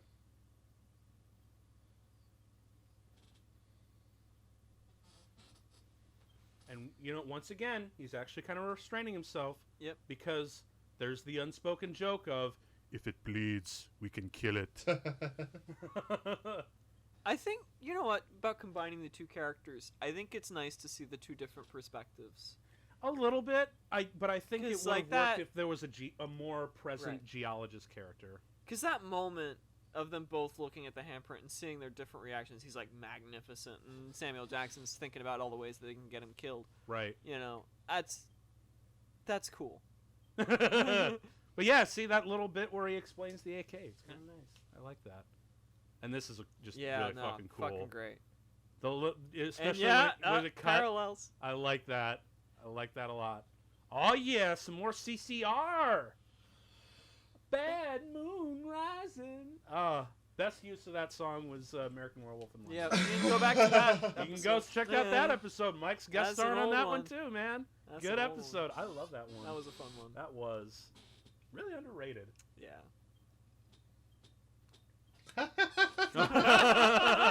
I love catching him up. I kind of wish we actually got this moment with Captain America when he was fresh out of ice. Yeah. But it's nice Totally. we get to have it with this guy because Can imagine him saying Captain America saying the same damn thing too. What they Right? take the summers off?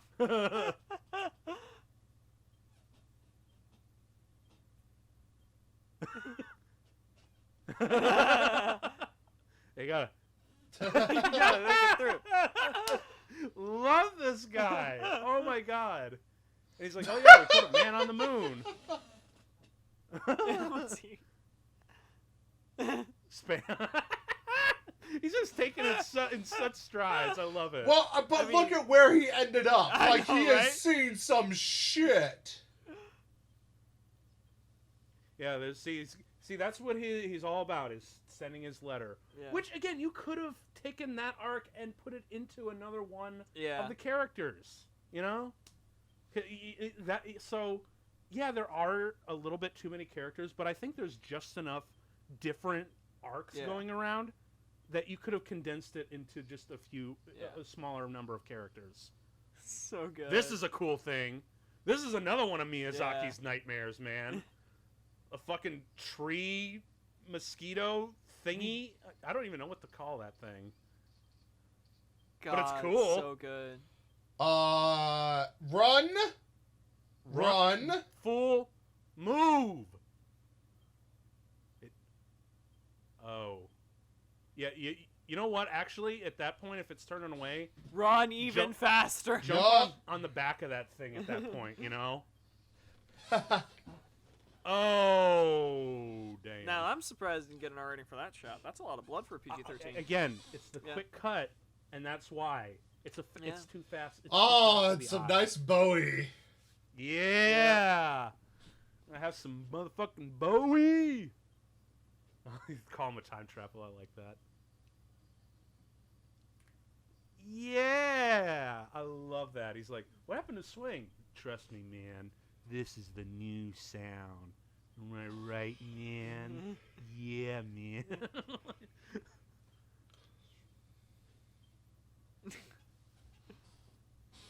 And now you got to really, again, unspoken thing is their arc here, their whole plot line is get to the chopper. Yeah. Yep. That's the whole thing, and I love how he was like, let's just keep that joke unspoken. Yep. Let's just let it be.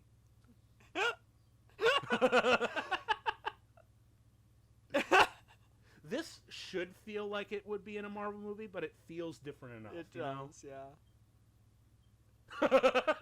There's a bit more of an edge to it. Than Yeah, you would get in a Marvel there's that movie. little bit of insanity behind his eyes, and it's all John C. Reilly. Oh god. All it's really kind of amazing. He's like, because the dude's like super fucking talented, and yet he'll still do like these dumbass stupid movies with his friends. Yeah. You know, just because he likes to.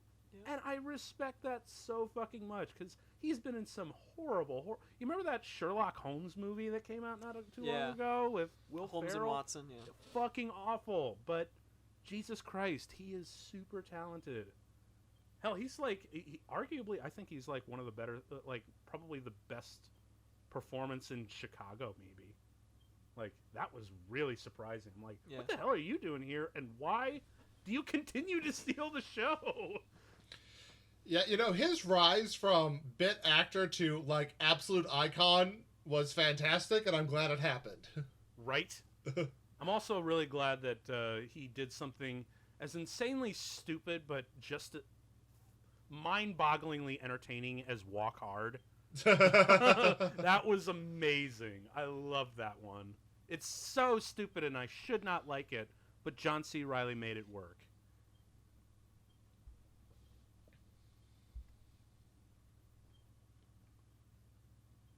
Oh, I love that shot. Yeah. You don't really see a whole lot of shots where you actually use the image distortion from heat to actually characterize a character simmering with rage. You don't see that a lot. It looks fucking great. Because I've seen it in Raging Bull, and I've seen it used in, like, Kurosawa movies. But you almost never see it in these big tentpole movies. Oh, it's so cool. I actually really love that line because it works with the character. Because to that character, an enemy is anyone who will not be subservient to him. Right. Yeah, and that's the U.S. in a nutshell. Am I right? And it speaks to the ambiguity of the Vietnam War. Yes, it does. So perfectly. Yes. Oh, Gunpei. Man. Yeah. Again, all in his performance, man. Yeah. You get all the weight, and you get everything. It's at this point where, like, I could give a fuck about any of these other kids. They can all die. I don't care. Yeah. But John C. Reilly needs to go home. Damn it. Must Why? protect. Fuck yeah! Fuck yeah! Hell yeah! Hell yeah, John C. Reilly. Let's go do this.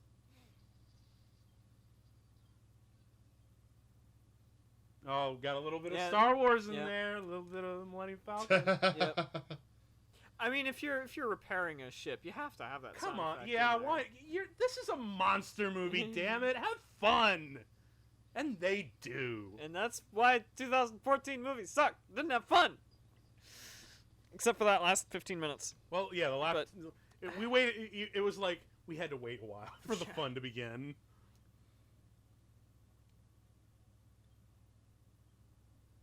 Oh, we even have a really great moment with these people too. So good.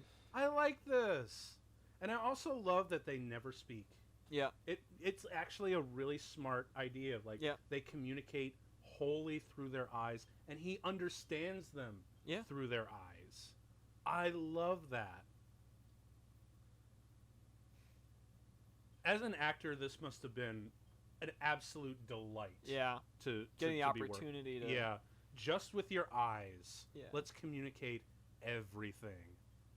Because as we all know, and when you're working in movies, seeing like the showing and not telling is infinitely better. Mm-hmm. Oh man! And I mean, just the fact of the emotion on both sides, how they're doing it non-verbally, but just also, John C. Reilly is such an incomparable actor, and oh, it's so good. And that fucking gate. Oh, the gate. Yeah, I love the design of that. That's really cool.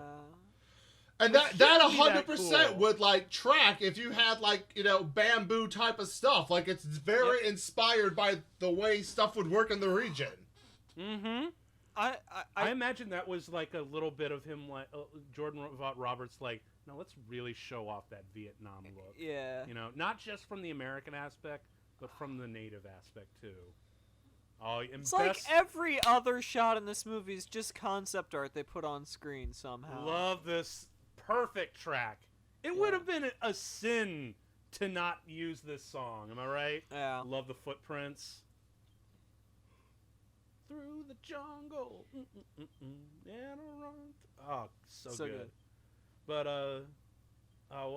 yeah, I was about to say. I remember talking about how using that Vietnam setting to your advantage, like how fucking fun it must have been for the costume design. Yeah. Because in Vietnam, or in like World War II movies or World War I, you really have all these restrictions because it's very, you know, a mono look, and especially for what period. And I know this because I talked to reenactors with uniforms and whatnot. Right. But with Vietnam, you can get crazy with the amount of, you know, the kinds of combinations and things, and especially their graffiti that they put on their gear, especially their helmets. That's so much fun.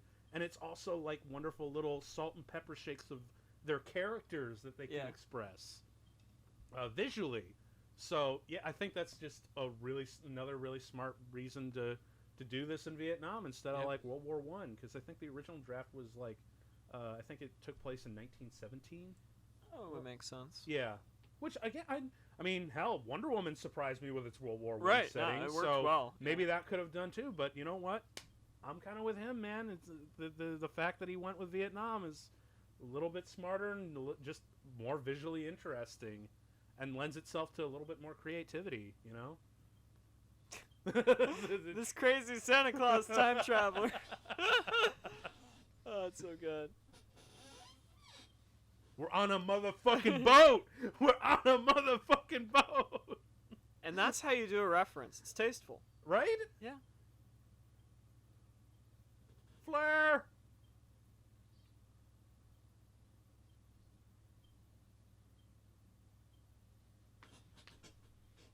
Nice.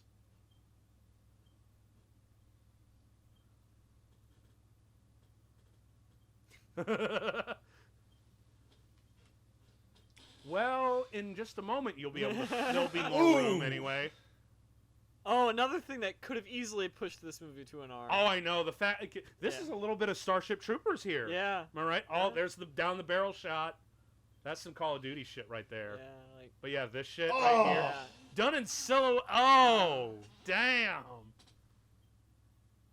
I think it's because, okay, look, you can lose an arm, but he cannot be broken in half. Yeah. That's the MPAA. Yeah. You can see the MPAA notes on this, I swear. Because they were really like... They were riding a line. There is a cut of this that was R. Yeah. And you know, I want to see that version now. I want to see that cut. Yeah, I mean, not only R, but like, give me the 3-hour version. I want the 3-hour R rate. Yeah, you know what? That's the thing. When when BVS came out, 2.5 hours and PG-13, but the Blu-ray's 3 hours and it's R-rated. I'm like, yeah, but this is a much better movie, like infinitely better. Oh yeah. Fuck BVS. If you want to hear me bitch about BVS, check out that episode. It's on our channel. It's in our queue. Ooh, I hate BVS.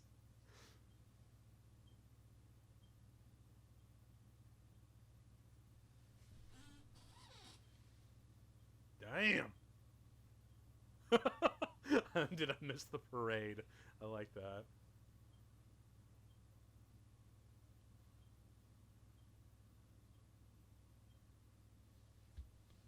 Not gonna lie though, I'm actually kind of. I mean, I guess it's probably because it's military garb and they're meant to last. But boy, his uniform is really getting. He's really getting some mileage out of that thing. Yeah. I mean, granted, he's probably washed it in the water and whatnot as best as he could, but, whoo, boy. Southwest, we can talk about that. I love that line.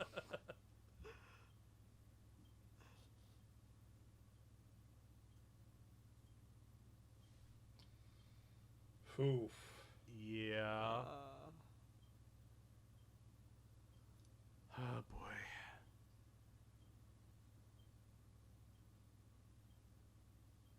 We have to get to the chopper.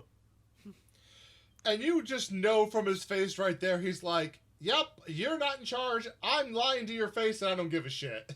Uh-huh. Yeah. Oh my god. Those little tiny just character tweaks that he's got, man. Good shit. I really at that point I really was like, I really don't care about the rest of you. I just want John C. Reilly to make it out. I don't know, like, I really like the fact that they do a really good job with Hiddleston's and Larson's characters. They don't make them unrealistic or overly idealized. They're really just people, and I really appreciate that. It also does help that they're both incredibly hot. Yeah, yeah. I mean, that costume choice was very deliberate. Right. Let's be honest, for both of them.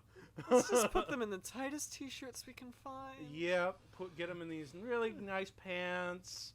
And but you know what? I appreciate the fact that it's like, we've got eye candy for everyone. Wherever way you swing, here you go. Absolutely. Yeah, it really does satisfy just about everyone, doesn't it? Yeah. But it's also eye candy without being like sexualized. Again, appreciate Right, it's not it. really. It's not shoving it in my face. Yeah, if it was like in fucking slow mo and. Although Tom Hiddleston does get his moment with the katana in a bit here. A bit, although it's really kind of stupid because even though there's like poisonous gas around, he still takes off his mask to be like, it's still me, right? Like, I should be dead, but eye candy. This set is fucking cool. It is fucking cool. Ashes. The fucking... Oh, the skeletons. Yeah, the fucking Kong skeletons. Oh, that's cool. But the ashes really... He's like, I swear, Jordan Vogt Roberts must have seen all those Every Frame a Painting episodes and like, I'm really gonna spice these images up. Oh god, these images are spicy. I know, right? The ash raining down, so good. No! Fucking cool. And we had the slow motion, but we didn't have the no. Yeah. Which is nice. My favorite trend, by the way, with slow motion, this doesn't happen so much, but especially in comedies or lighter action movies, where they actually have the audio of people's dialogue slowed down well, too. Yeah. I think my earliest recollection of them doing that was Scott Pilgrim vs. the World. Oh, yeah. Mm-hmm. This is so fucking good. We got a little bit of Jaws here because we don't get to see them. This is the one time where the haze is useful. It is useful, yeah, and we've seen the monsters already, so it's... How do you feel about the design of these they're okay. Crushers? They're not like, oh my god, this is the coolest monster design I've ever seen, but they're okay. They're better than the Mutos, I think. Oh, okay. I was about to ask, like, how do they hold up against the Mutos? Because, I mean, they've got more... Notably, they've got more visual textural variety. Their head is different from their body. I do like the external skeleton that they got, too. Because the problem with the Mutos is they felt very much like the entire creature was just covered in the same skin. Yeah. This is cool, though. Like the skull, and you get Chapman. Yeah. He did.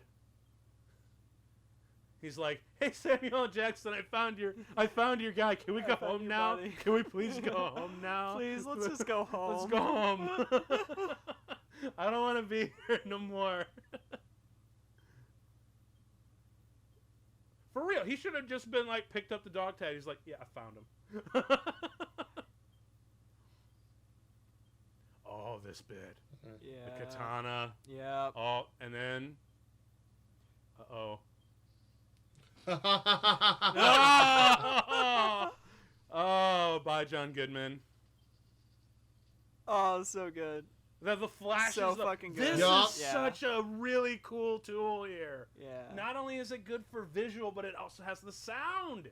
Oh. The sound. Oh, a 50 caliber mounted on a Triceratops. Fuck yeah. That's so stupid and cool. It works so fucking well. It's like, hey, it would be really dumb if the Triceratops was alive, but it's a skeleton. Let's go. Yeah. And we'll put a 50 caliber machine gun on it. Oh, the sound of that thing, man. Moving about. I love it. Peekaboo. Oh, now this right here. He's got the right stance, too. Because Gunpei taught him. Yeah. It's so good. Yeah! Yeah! Oh, that was so cool. And it was actually right there. I was legit, like, I was looking at the movie like, motherfucker, don't you dare kill off John C. Reilly. Do not, I don't care who else you kill, do not kill John C. Reilly. He must go home, damn it.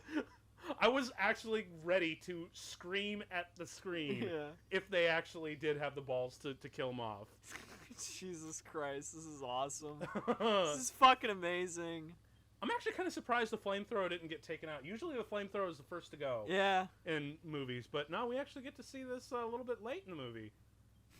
But it does go out in like the worst way possible. Damn. And again, great use of like those stop moment slow motions. Yeah. Yeah.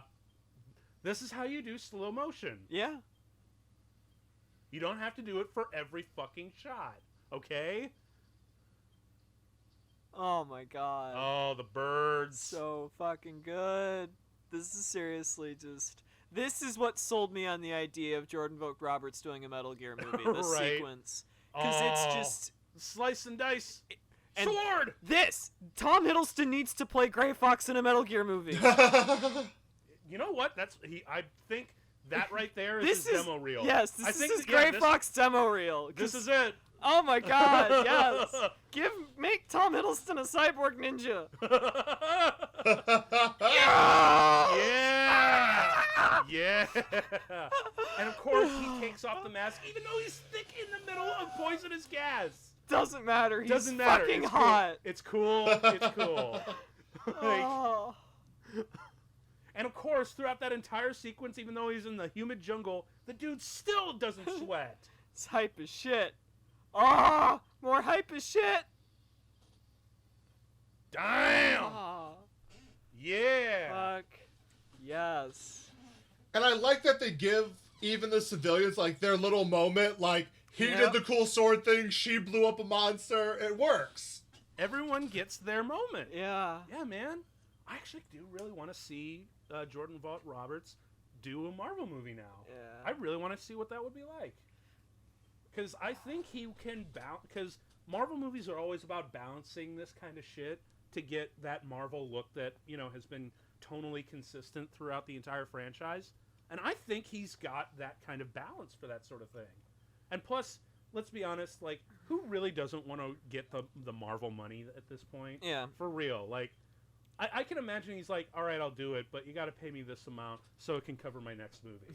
You know? Like, and I'm sure even if he does do that route, he's still not going to half-ass it that much. Because, like I said, he has such a good sense of balance that I think he could do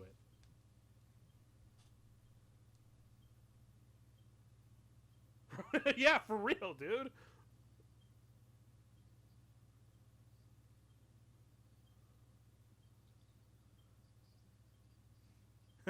He's...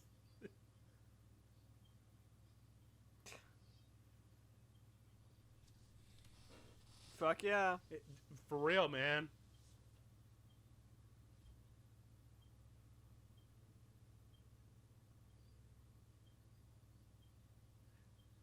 You know, I'm not gonna lie, I was almost expecting Sam Jackson to just shoot John C. Reilly. But that would have been an even bigger spit in the face, I think, than if he got taken out by one of the skull crawlers. Yeah.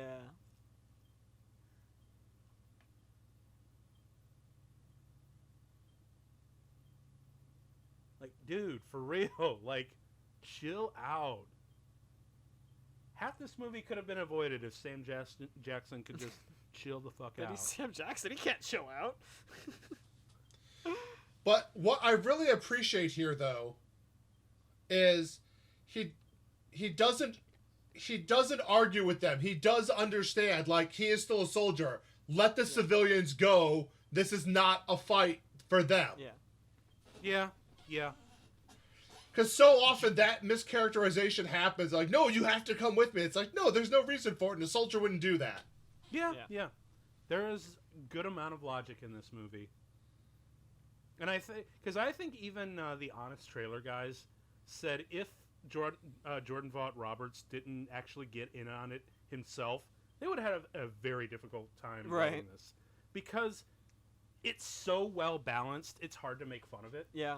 Like, yeah, it's a B movie. Yeah, it's not going to be like Citizen fucking Kane. It's not going to win Best Picture or anything, or even be nominated, whatever. But it's still hard to make fun of because everything else is... It's like one of the most robust movies. Yeah. Well, I mean, it's a B movie only in the sense that, like, it's not trying to be Oscar bait. But, I mean, like, this is an A-tier popcorn film. Yeah, I'd say that, is. man. Absolutely. Like, but I think robust is the word that can really describe this movie. Because, God damn it refuses to break down. Yeah. Like, it's really hard to find something to make fun of in this. And even when there is something, it's covered up in such other good shit that you don't care. And that's what the best movies do. Yeah. You know?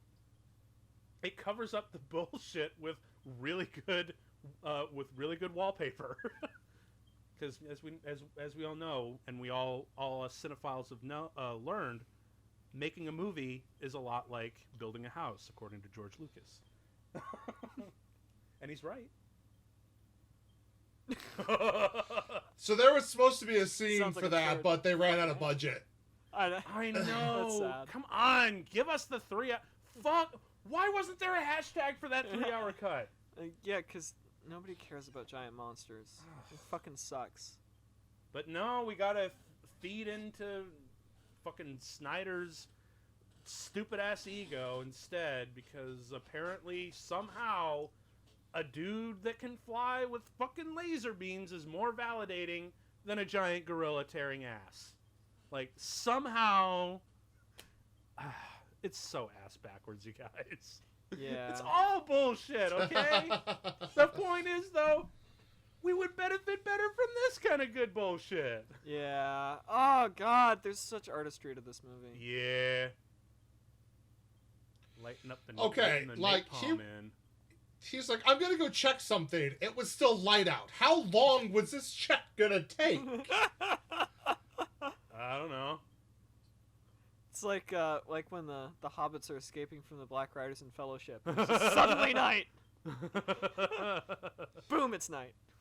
At least it's forgiving because, again, the rest of the movie is so good. Right, yeah. However, in a Michael Bay movie where it goes from day to night to day again, and somehow there's a never-ending sunset in between it all, then you're like, fuck off! I will never hesitate to shit on a Michael Bay movie. God, fucking good shit. And I don't care that he made The Rock. I really don't. Like, the rest of his filmography is such ass that you could make 10 Rocks, and I don't think it's going to make up. It's sort of like Shyamalan. Like, yeah, he made some pretty good ones early on, you know, fucking Sixth Sense and Unbreakable. But he made The Last Airbender. I mean, I can't. No, I don't care that he's quote-unquote making a comeback. I don't, no. No, he's not, though. That's a lie. Oh, really? Well, I mean, some people might like Split and fucking Glass. Yeah, but from what I understand, those movies do not hold up. He still made fucking The Last Airbender and After Earth, and I'm just, no. Oh, hey, we got another really nice little homage to the OG King Kong. But I love this moment because, like, it's a poor teenager suffering, and this is, like, the only compassion he's had in how long? Right. Yeah. I kind of wish it wasn't... Or wait, does Brie Larson actually take Tom Hiddleston's hand and have him touch him too? No. Oh, see, I wish that was a bit of a wasted moment. Yeah, that could have been a thing. I wish it was the two of them. Yeah. That he was, and not just Brie Larson.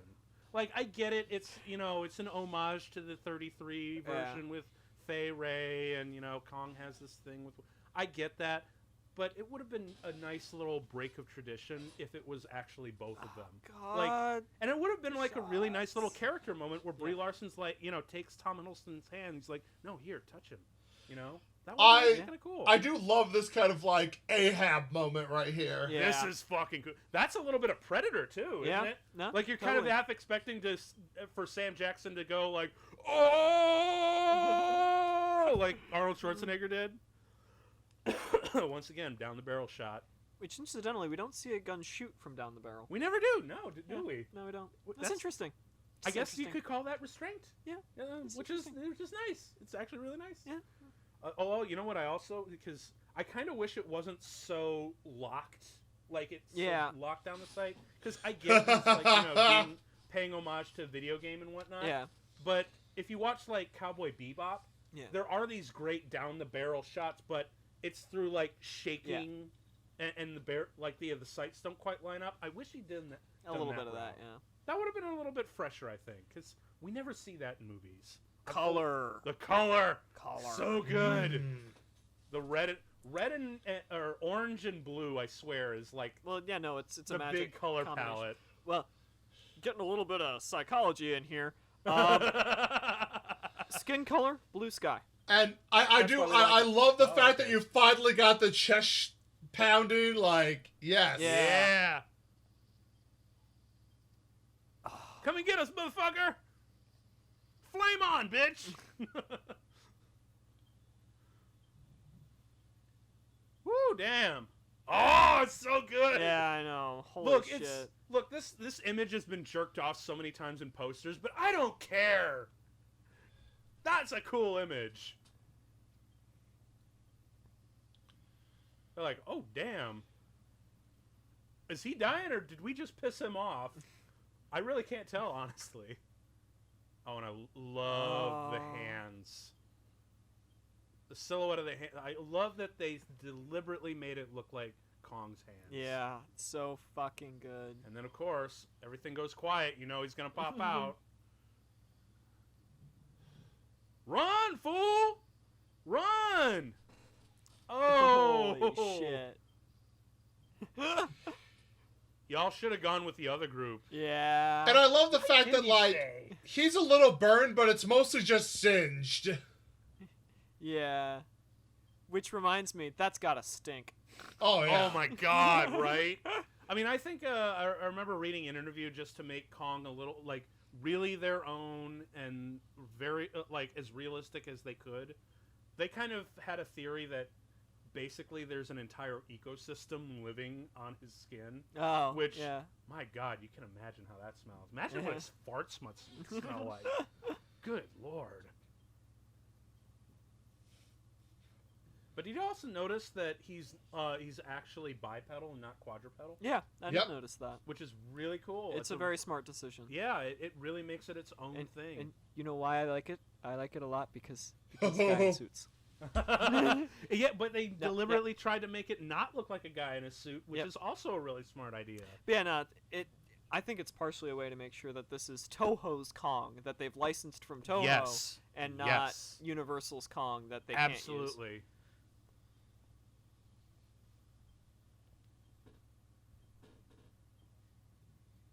Put that cookie down now. You know, part of me wishes there was a version where Arnold Schwarzenegger was in this, but I'm also really glad that he's not, because that's just getting a little bit too on the nose. It would have been fun, but do that for a parody on YouTube. Yeah. Get Arnold Schwarzenegger to. He's not doing a whole lot. You know, just have him come on for a dumb internet parody. I've seen him do dumber shit for the internet. The staring going on. Dun dun dun dun dun dun. Epic stare music. Fuck yeah! Dude, for real. Finally, someone grows a pair and be like, y'all need to cool the shit out.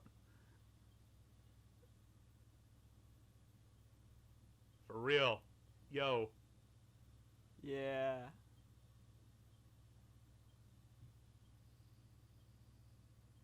It's not over. It's never It's over. not. Nope.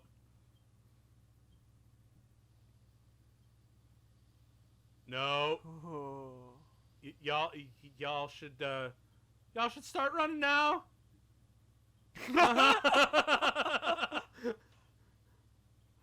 Hot damn. Must go faster. Must go faster. Must go faster. Wrong Jurassic Park actor. Well, still, this movie does emote Jurassic Park Yeah? better. Actually, it emotes Way it better. better than the new ones, Oh, yeah, way don't better. they? That's so weird. Like the new And Jurassic Park.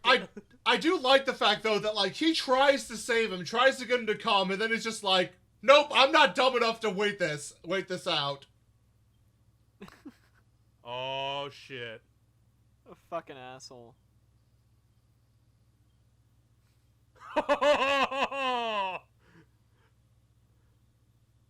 Actually, you know what? I can imagine Sam Jackson just being a little bit pissed off at this movie because he didn't get to say fuck, but John C. Reilly did. Yeah. I can see him just being a little pissed off about that. Maybe in the extended cut, Yeah. he would have actually been able to say motherfucker. Because I know even he even tried to squeeze it into Infinity War, but yeah. in all fairness, that was done well. Yeah. Actually, like being cut off in mid, that works. It kind of works here too, but I know he's like, motherfucker, John C. Reilly stole my fuck. Yeah. No. Should start putting that as a clause in his contracts. I know, right? I gotta at least imply the word. At least imply I get to say motherfucker.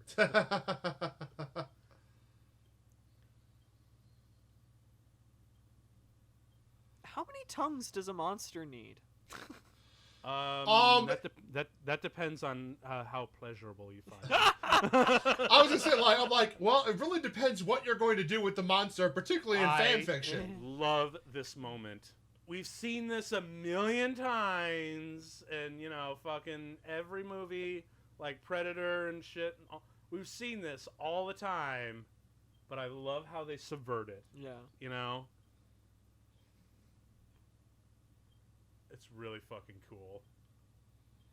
And it also really highlights the nihilistic futility Yeah. of the Vietnam era. Like, I really dig that. A subversion and a statement. Yep.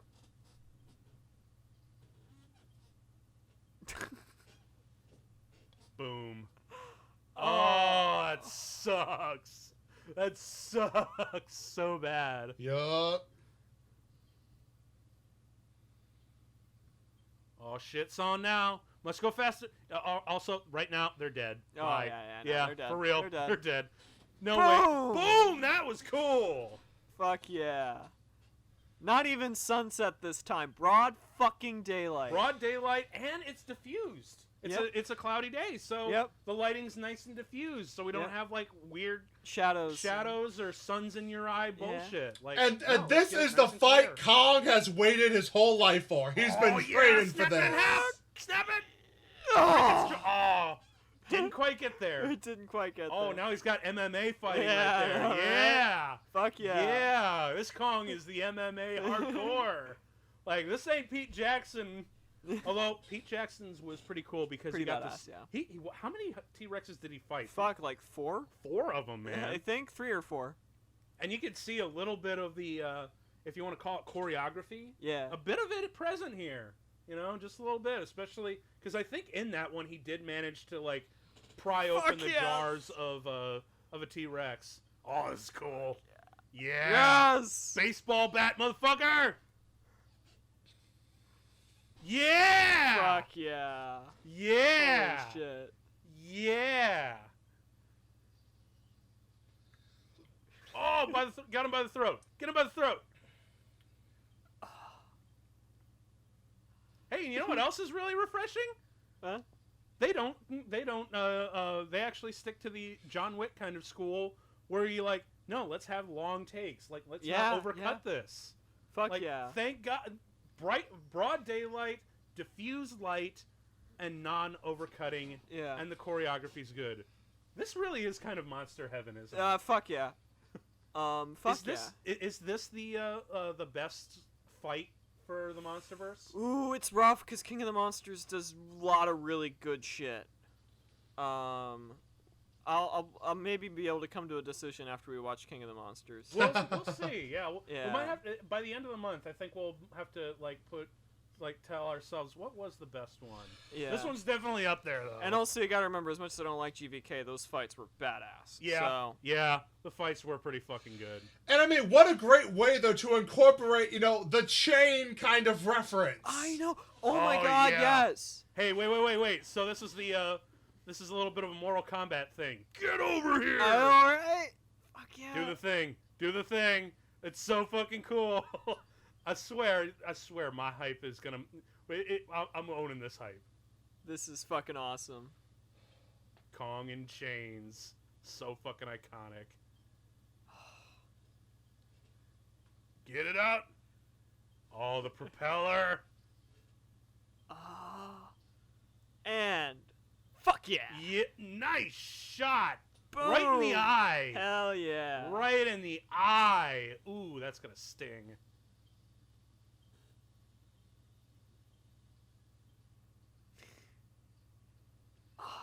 You could have had a better line there. I don't care. Just a little bit better, but whatever. Get over here! That's his fucking that! Yeah! Oh, so satisfying. Fuck, yes. Now pull! Just get over here! Yeah! Come here! Yes. Giant Monsters meets Mortal Kombat. Yeah. That's kind of dope. Oh, And now yes. and now is this the point where we all go, finish him? Yes. Oh, he's got him by the beak now. You killed my parents. Prepare to die. I don't care. Yeah, whatever. I'm gonna be honest. I don't care. I really just so long as John C. Reilly gets out, that's fine. Was there camera on her? Oh. Because if it is, that film is fucked. Yeah. That shit ain't waterproof. No. This shot's way prettier than it needs to be. I know, right? Punch that motherfucker. Ooh! Now he's using his brass knuckles. Hell yeah. Yeah! Oh! Sliced his throat! It hit me. It hit me. I was wondering Fatality. why I didn't like that Kong had an axe in GVK. It hit me. He needs to improvise his weapons. Oh! You know what? Okay. Like, that pissed me off, and I didn't know why. And Well, now I realize But see, he needs to improvise his weapons. the reason I was kind of okay with it was like they show it being ancestral weapon. I mean, that's kind of cool, I guess, but Well, we'll get there yeah, when we we'll get get there. there when we get there. I will say I have a lot to 'Cause say we about still got these some last more two here. movies. Yeah. Although, can we just admit, like, Brie Larson's he's dead. got he's got Brie Larson in his fist. And look, I know you can probably prove that I can Yeah. tightly protect him, but without crushing. But if you're Come shoving on. your fist down its throat, no. Yeah, no. As cool as that was fucking cool. That was fucking badass. Yeah. But Brie Larson's fucking dead. Brie Like, Larson's all her toast. bones are broken. Like, Yeah. there's bones sticking out of her leg, and Also, that pose she's in, there's no way. That leg would have been bent inward and yep, nope. She's bye. Yeah. That You're dead. arm would have been like crinkled up in a bad Oh, place. thank God, and- the camera has been saved. yeah, The film is good, you guys. we're good. The film is safe. The film is safe. Kong butt. Kong ass. Let me see But that Kong. you just drank some of that water, so now you have every Yeah, you need disease. to get treated for malaria Yeah, right you now. get that woman some penicillin. Yeah. Also, seriously, in that pose, literally every other movie they would have kissed. Oh yeah. Literally every other one, but thank God they don't. Except for this movie and Pacific Rim. Yeah, another great Yeah. kaiju movie, which sadly we don't have time to cover this week. I promise we'll get to that. Just start harassing us on Facebook and start a hashtag. I might We'll have get to do there.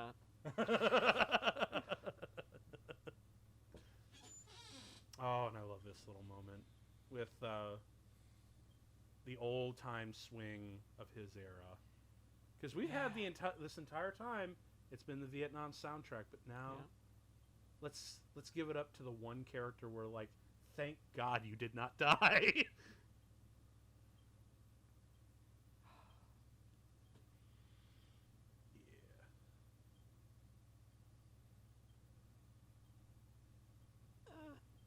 Surprisingly, not until like I want to say Kong v or GVK came out like or was set in like 2025, 2026, something like that.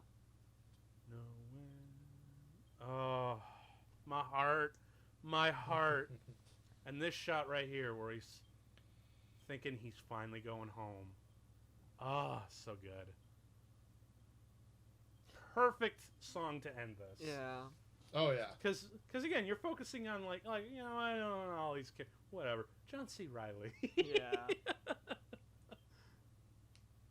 And it's also a really nice thing because you know we'll be meeting Kong again someday. Like he's gonna fight the giant radioactive lizard. Yay! We know that's gonna happen. Yay! Oh look, they got to the chopper. Yep. They got to the chopper. Also, I think how it should have ended put this out. Like the fact that he hates helicopters so much, it's amazing. Like he just appeared out of nowhere and just swatted those helicopters down. Fuck like, you! Fuck off! And they're just stuck there forever now. But you did need this last shot.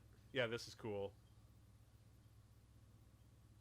That's our king right there. A little homage to Planet of the Apes, I think, a little bit. Yeah, also echoing the shot from the beginning. Oh, yep, that's right. You're right, dude. Book ending. Awesome. Great ending. And then this bit. Yes. Yes. Oh, fuck. So seriously. good. Did you guys cry the first time? I cried. I did. I cried the first time. I did cry. Oh, so good. I'm getting a little teary-eyed now. Chicago Cab. My heart. I'm pretty sure they shot this on like 8mm film too. Yeah, it does look very genuine. His nervousness. He's seeing his son for the first perfect time. sun placement. It's so corny, but I love it. That wonderful the sideburns. She drops the tray. The wife. It's kind of amazing she didn't remarry, actually. Yeah. It is kind of, that's the one part, but I don't care. It's too perfect of a moment. It's so, like, satisfying. Yeah. Because this is our reward for any bullshit this movie got. Right? Yeah. This is our reward. I mean, hell, we're so invested we didn't even notice it moving slightly over for the credits to start rolling. Yeah. And it's increased in size, and we know because that's I actually had to look closely upon revisiting to actually notice that he moved it over just slightly to start the credits rolling. Yeah. Gunpei sword, and he he's get got the his hot dog and the beer while watching the game on TV. It's perfect. Fuck yeah. Oh, like he deserves puts his feet up, putting his feet up, watching that game. He deserves to keep his feet on that table forever for the rest of his life. He deserves all of it. See, I knew they did something with the credits. Yeah. Oh, yeah. That's right. Okay, so they did use a little bit of the cave drawing here. Right on. Wow, they really don't waste anything. They don't waste a damn thing. That's cool. I kind of wish that it wasn't just so plain. I wish there were a little bit more visually interesting. Because you remember the Guardians of the Galaxy 2? Yeah, there was like a lot how going on. Crazy fun that was, and how much crazy shit that they threw at you during the end credits. Yeah. Kind of wish they did that here, but then again, you know what I imagine? It's like, oh, I kind of want to do this, but we got to keep it simple because of time, budget. We got to get the movie out and also I by think this date and whatnot. Tonally, it could have ruined things a little bit. A little bit, but I still think, you could have had a little bit more drawings. Like, these are nice, but you could have had a little bit more, I think. Yeah. Just a little bit. Not a whole lot. But, again, it's like, we got to get this movie out, and, upon revisiting this, I have no problem with this movie. Yeah, no, I have no problems with it I either. don't either, man. It's fucking damn near perfect. Fun. It's, like I said, the perfect word for me is robust. Yeah. It refuses to break down in front of me. So, as I started this with, to my memory, this is the best made, the most well-made MonsterVerse movie. Do you agree? Best made, probably. Yes, I would definitely agree with that. Is it my favorite? You know what? I'm probably gonna say yes. This is probably. This my your favorite? Yeah. Okay. Because I know yours is King of the Monsters, unquestionably. What about you, Sean? Is it okay? So honestly, I'm not going to make that call right now because I'm revisiting them. But I can tell you, it's going to be between this and King of the Monsters, because I definitely enjoy this more than Godzilla vs Kong. This is on. way better than So- Godzilla. Yeah, vs. Kong. Godzilla vs Kong is fun. It's entertaining, but it's just not quite as get robust as the other. Yeah. So like, I again, I had not watched this or King of the Monsters since I saw them in theaters. So I will reserve judgment on my favorite until revisiting. But I mean, this is a very strong contender. This is very excellent. good movie. Really good. Like it's Fantastic. way better than it has any right to be. It is actually. way better. Like, because you Like, go holy into this shit. movie like, right on, a little B, like a Hollywood blockbuster tentpole B movie, right on. It's probably gonna be not, and then you watch it and you're like, wow, that was really entertaining. And it strikes me because this movie is what's the runtime like? It was like 2 hour 50, hour 40, something like that. Hour and 4. Dude, this easily could have been 2.5 hours. Oh yeah, no. I would have been happy if this was 2.5 hours. No, it could have been. It's know? really well paced, except for the exposition at the beginning drags again a little bit. A little bit, but it's the once movie you get to the island, you're just there. Yeah. And it works. It's the movie bullshit that Yeah. you need Yeah. to get it moving and to hold that plot together. Yeah. So, yeah, it's fine. And, Yeah. I don't know. Like, you could have condensed a couple of character arcs into, like, combined characters into one and make that work. But, yeah, honestly, I still, fuck the Snyder remake. I want to see... They had Steel working... They actually had Steel in there. So Steel foreman, Steel leading hands, Steel set builders. Yeah, oh yeah. They used genuine fucking steel. I guess they Fuck actually built the Gray Fox. They must have actually built the Gray Fox. You know what? I'm betting that Jordan Roberts has the Gray Fox. He just takes somewhere. it out on a lake on weekends. I bet he does. I would not be surprised. I mean, if the dude's like Yeah. now living in Vietnam, right. I don't know if he still is after that encounter. That might have sent him home. That might yeah, have been. yeah. And besides, I mean, if he's going to be trying to make this, American Gundam movie, and he's going to be making, hopefully, a Metal Gear movie, if he can get some studio to sign off on his script. Yeah. Um, I'm really hoping for him because my Yeah. God, this dude's talented. he is super fucking talented. And you know what? I think I've had this conversation with both of you, but with generational movies, like we've seen the Gen X movie, like Clerks or Office Space. I have yet to see the Millennial movie, and I think Sean very was right. It was Scott Pilgrim, but I'm like, oh really? I know, right? That's our representation. Come on, we can do better. I will say though, I mean, this movie was a very expensive movie to make. Oh Yes. yeah. But Yes, it was. Even if you double what it costs to make in advertising, which there's no way they spent that much in advertising, but even if you're going to be it's still made like another $200 million profit on the global scale. Right. Yep. So like, there ain't no way someone's going to look at this movie and be like, oh, he shouldn't do a blockbuster. Like, no, he can handle a big budget He can and totally do that. and bring in the profits with it. Yeah. Absolutely. And yeah, it's just that I kind of wish that, man, I really wish he made that millennial at the doing the deadbeat job with the millennial voice, because with his banter and his sensibilities, I feel like he could have really nailed that. He could really fucking pull it off. You know what? Maybe after he does Metal Gear Solid and like effectively stamps his name into like Hollywood notoriety and notability. Maybe then he'll be like, you know what? I'm tired of blockbusters. Let's do something small. Yeah. And he does that movie. Hey, I'm really hoping he does that movie. I've got bad news for you, Tim. What's that? Yeah, think about how old you are. Think about where you're at. Like, unfortunately, the movie that I said, it's the movie you got. Another one's not coming. It's coming for the next generation. You're done. It's hit. It's you don't get to pick it. It gets picked for you. Maybe Tom Holland will do a directorial thing like that and be the voice of the Zoomers. Yeah, but I mean, you get what I'm saying. It's like, it gets picked for you, and whether you like it or not, like the cultural touchstone of that period of life ended up being Scott Pilgrim. So we really never did get a chance, did we? However, I will say, at the very least, if you don't like the movie, the source material is at least brilliant. Yeah. Well, the problem I have is not that the movie's bad. It's just that our representation as the quintessential millennial is a fucking like borderline, pedophile douchebag who. Well, again, we're gonna have a really lengthy conversation when we do that commentary. Yeah. Well, again, this is why I'm saying the source material is brilliant, because there's a lot more robust characters Right. and it's a lot more varied, and I think it's that tapestry that paints the experience more than the character. Yeah. Because.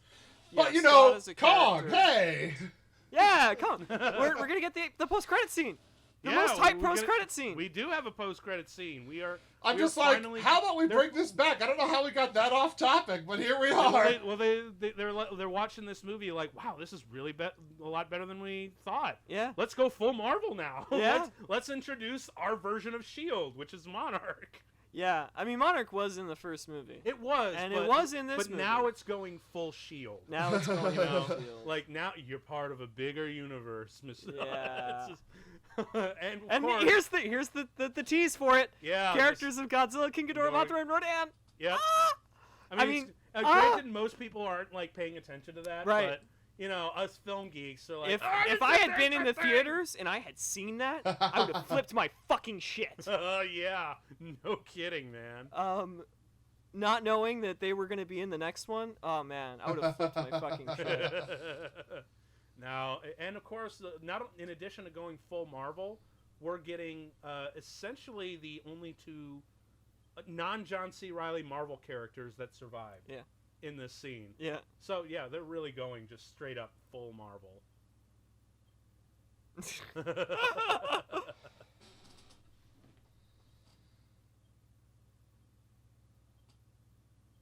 And once again, I really kind of like that these two characters are really always together. Yeah.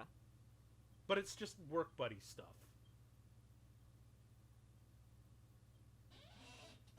Welcome to S.H.I.E.L.D. That's essentially what they're saying here. We've got a lot of IP to cover. Am I right?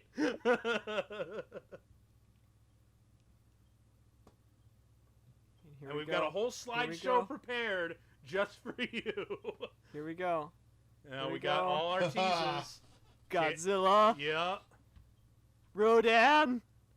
Mothra. Yeah. And the big reveal. King Ghidorah. God, no, it makes a little nerd heart swell. Oh my God, Zilla. And they fight.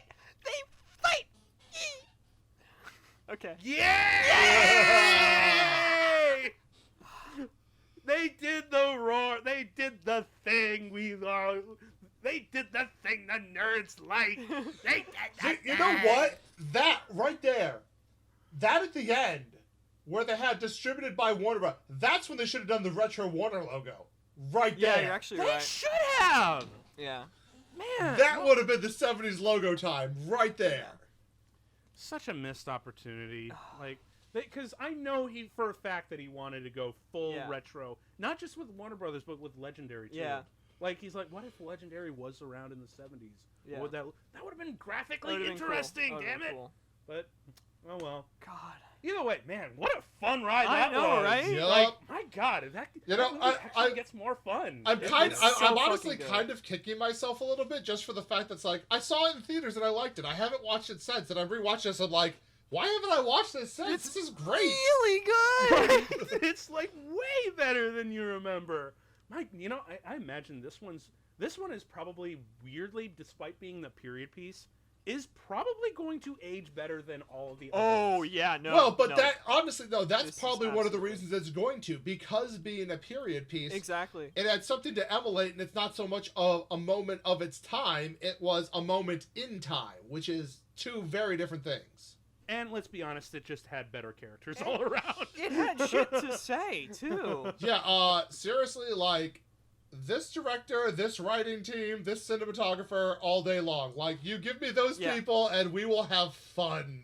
We're going to have a lot of fun. Man, like, get an extra big bucket of popcorn for when you go to these movies. Man. Oh, yeah. Oh, like, yeah. Hell, the super-sized mega gulp soda. And when we get to the King of the Monsters episode of this, you get the biggest tub of popcorn you can Oh, find. fuck yeah. All the butter, man. We're gonna 'Cause- butter yourself up for that, I man. know, right? 'Cause we're going to be... Oh, yeah. We're going to be... Work it, Sean. Work it. Well, I fully admit No one Kong can see Skull us, Island Tim. is the better movie. King of the Monsters takes the spectacle to a whole new Oh, level. it's so fun. And we will be yes. there next week with King of the fucking Monsters. It's going to be amazing. So, I've been Tim. I've been Sean. You blew out our mics. Mike just blew out our Oh, mics. gosh. It's fine. But we'll see y'all next week for another episode in Kaijun. Peace.